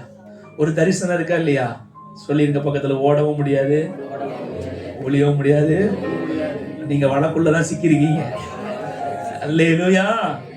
இது மேன்மையானது. அல்லேலூயா. எங்க உலகத்துல எதுல எங்க 2.5 மணி நேரம் சினிமா பார்க்கிறவனுக்கு முடிச்ச உடனே பாடுதான், குடிக்கிறவனுக்கு போதை தெளிஞ்ச உடனே பாடுதான். ஆசைப்பட்டு ஒரு காரியத்தை வாங்குவீங்க, காரணம் வாங்கினதுக்கு அப்புறம் அது வெறுத்துரும். ஒரு சின்ன சாட்சி சொல்றேன், உங்களுக்கு இன்னும் கொஞ்சம் புரியும். அதை சொல்லி நம்ம முடிச்சிடலாம். எனக்கு ஒரு ஐபேடு வாங்கணும்னு ரொம்ப ஆசை. ஐபேடு வாங்கணும்னு ரொம்ப ஆசை. இது என்னுடைய பல நாள் கனவு. அப்போ எனக்கு கல்யாணம், நான் நிறைய பிளான் பண்ணி இஎம்ஐ போடலாம், ஏதாவது போடலாம்னு ஒண்ணுமே முடியல. அப்போ எனக்கு கல்யாணம் வச்சோன்னா எங்க அக்கா வந்து, மூத்த அக்கா என்ன கேட்கறேன், உனக்கு என்னடா வேணும் கல்யாணத்துக்குன்னு. எனக்குள்ள ஆசை என்னது, நீ எனக்கு ஐபேடு வாங்கி கொடுத்துரு. சரி அத்தாண்ட சொல்லி வாங்கி தரீங்க, ஒரு பெரிய மேட்டரா, என்ன 30,000 தானே, விட்டு போ அப்படின்ட்டா. சரி இவா வாங்கி தரேன்னா ஒரு டவுட் வந்துட்டு, நம்ம அக்கா இல்ல, ரத்தம் இல்ல, தெரியுங்க நமக்கு தான். என் நண்பர்கள்லாம் கேட்டாங்க, மாப்பிள்ள உனக்கு என்னடா வேணும்? மாப்பிள்ள எனக்கு ஒரு ஐபேடு வாங்கி கொடுங்க. அப்படி வாங்கி கொடுத்தா எனக்கு ஒண்ணு, ஒய்ஃபுக்கு ஒண்ணு. இப்படி பிளான் போடுறேன். அவனுங்களும், மாப்பிள்ள நீ எனக்கு எவ்வளவு செஞ்சிருக்கிற, இதெல்லாம் ஒரு மேட்டரா மாப்பிள்ள, நாங்க எல்லாரும் சேர்ந்து. இப்போ கல்யாணம் வந்துட்டு, காலையில கல்யாணம், ஒன்னும் ஐபேடு வரல, ஒன்னும் வரல. சாயங்காலம் ரிசப்ஷனு, பொண்ணு பக்கத்துல நிக்குது. என் கண்ணெல்லாம் எங்க தேடுது? யாரு கையில இந்த சின்னது என்ன வரும்? வாங்கிடலாம். ஒரே என்னன்னு தெரியல. கல்யாணமா முடிஞ்சிருச்சு. வெக்ஸ் ஆயிடுச்சு எனக்கு. மறுநாள் எங்க அக்கா வந்து மொய்யும் கொடுக்கல, ஐபேடும் கொடுக்கல. பசங்களும் ஆளுக்கு ஒரு பேனர் வச்சுட்டு போயிட்டானுங்க. எனக்கு என்னன்னே தெரியல. மறுநாள் எங்க அக்கா கேட்க, என்ன ஐபேடு என்னாச்சு? அதான் ரொம்ப டைட்டா இருக்காராம், 5000 மட்டும் மொய் கொடுக்க சொன்னாருன்னா. எனக்கு ரொம்ப வெக்ஸ் ஆயிட்டு. உண்மையிலே சொல்லிட்டேன், ஆண்டவரே என் வாழ்க்கையில இனி எனக்கு வேண்டவே. ரொம்ப என்னதுல ஒரு பைத்தியமா ஆயிடுச்சு. நம்மளும் இப்படி சில விஷயத்துல பைத்தியமா இருப்போம்ல. உண்மையை ஒத்துக்கிறேன். வெறுத்துட்டேன். வேண்டாம் நீ வாங்கவே.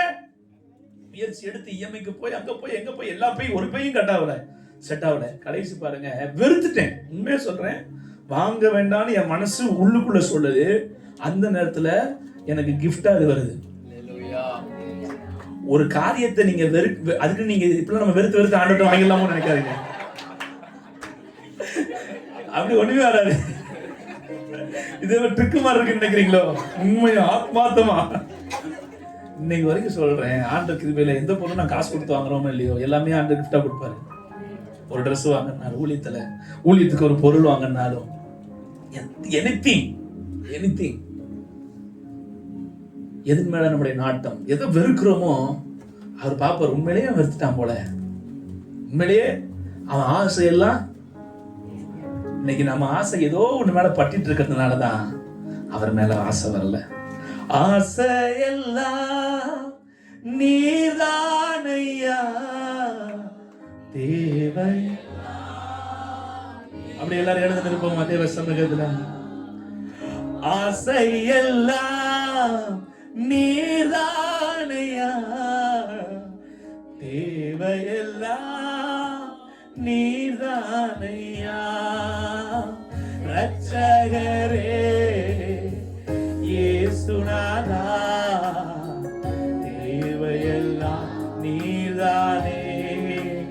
ஓ ரட்சகரே இயேசுநாதா தேவையெல்லாம் நீதானே. தேவையெல்லாம் என் தேவையெல்லாம் நீதானே. 2 கரங்களை உயர்த்தி உம்மோடு வாழ்வது என் பாக்கியம். நீரே எனது உயிர் துடிப்பு. உம்மோடு வாழ்வது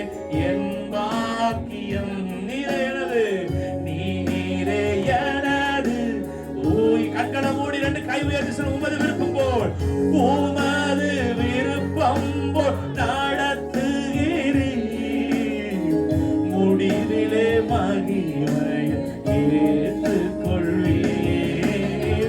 உமது அவர் விருப்பம் தான் உங்க வாழ்க்கையில நடக்கணும். ஓ முடிவிலே மகிமை. ரெண்டு கைகளை உயர்த்தி சபையார் யாவரும் ஆசை கமச்சஸ். ஓ நீதானையா தேவையெல்லாம் எல்லாரும் மேலையும் அப்படிப்பட்ட ஒரு ஆத்ம பாரம் எதன் மேல் நோக்கம் இருக்கிறது?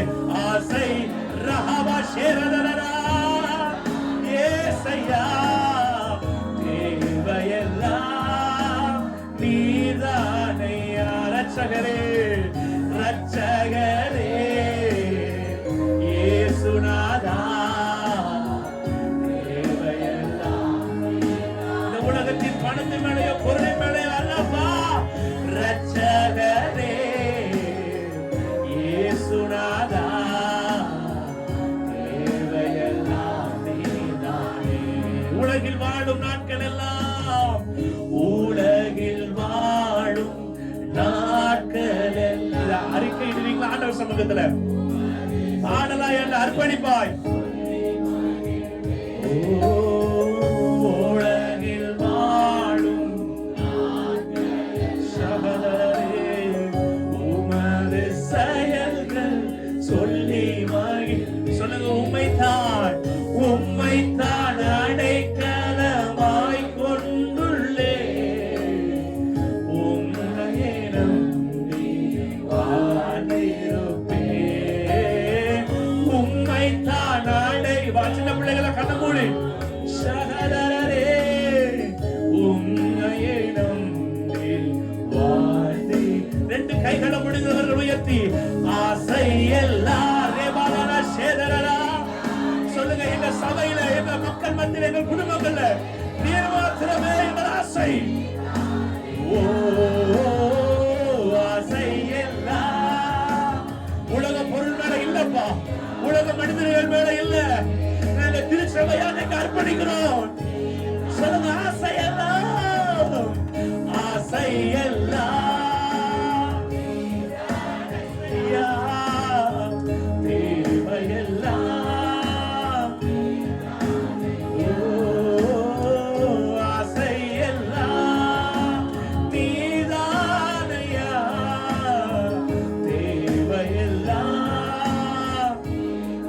ரட்சகரே ரட்சகரே இயேசு. ஆண்டவரே சொல்லுங்க, நான் தேவ சமூகத்தை விட்டு விலக மாட்டேன். தேவ சித்தம் தேவ சத்தம் தான் என்னுடைய வாழ்க்கையின் முக்கியம். Yes Lord, ஏசையா தேவையெல்லாம் நீதானே, எந்தன் தேவையெல்லாம் நீதானே, எந்தன் தேவையெல்லாம். யோனாவே, நீ எத்தனை முறை தேவ திட்டத்தை விட்டு விலகி போனாலும் என் கண்கள் உன்னைதான் நோக்குகிறது. நீ யாருக்குமே தெரியாத கப்பலின் கீழ்த்தட்டில போய் படுத்தாலும் அங்கேயும் என் கண்கள் உன்னைதான் பார்த்து கொண்டிருக்கிறது. ஒருவேளை இங்க இருக்கிற அநேகர் ஆண்டவருடைய சத்தத்துக்கு கீழ்ப்படியாம உலகத்தின் காரியங்கள், பொருளாதார நெருக்கத்தின், குடும்பத்தின் சூழ்நிலை நிமித்தம் ஆண்டவரை விட்டு போனாலும் நிறைய பேர் சொல்றீங்க, எனக்கு இந்த சின்ன விஷயம் மட்டும் சரியாயிட்டு பிரதர் நான் ஊழியம் செய்ய ஆரம்பிச்சிருவேன். நான் சொல்றேன், அந்த சின்ன விஷயம் உங்களுக்கு சரியாகிறதுக்கு முன்னாடியே அவர் சித்தத்தை செய்ய ஆரம்பிங்க. உங்க மூலமா அவர் பெரிய காரியங்களை செய்வார். எல்லாம் நல்லா இருந்தாதான் நான் ஊழியம் செய்வேன் சொல்றவங்க சாக்கு போக்கு சொல்றாங்கன்னு அர்த்தம். சாக்கு போக்கு சொல்றவர்களால் தேவராஜ்யத்துல எந்த பிரயோஜனமும் கிடையாது. என்ன வந்தாலும், என்ன சூழ்நிலை வந்தாலும் அவருக்காக நிற்கிற ஒரு தலைமுறையை கர்த்தர் இந்த சபையில எதிர்பார்க்கிறார். நம்முடைய போதக பிதாவின் மேல இருக்கிற அந்த தரிசனம், அந்த அழைப்பு எங்க சபையில இருக்கிற அடுத்த தலைமுறையினர் மேல இறங்கி வரட்டாப்பா. எங்க சபை ராஜ்யத்திற்கு அடுத்தவைகளை யோசிக்கிற சபையா இருக்கணும். உலக ஆசீர்வாதத்தை பேசுகிறதா அல்ல.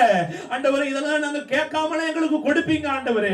எங்க அப்பா வானம் எனக்கு சிங்காசனம், பூமி எனக்கு பாதபடி என்று சொன்னவர். நீர் ஐஸ்வர்ய சம்பர்ண ஆண்டவரே. பணத்துக்காக நாங்க ரட்சிக்கப்படல, தேவை சந்திக்கப்படும், வியாதி சுகமாகணும் நாங்க ரட்சிக்கப்படல. பரலோக ராஜ்யத்தின் திறவுகோலை எங்களுக்கு கொடுக்கிறவரே, ஆத்துமாக்கள் மேல பாரத்தை தாங்கப்பா.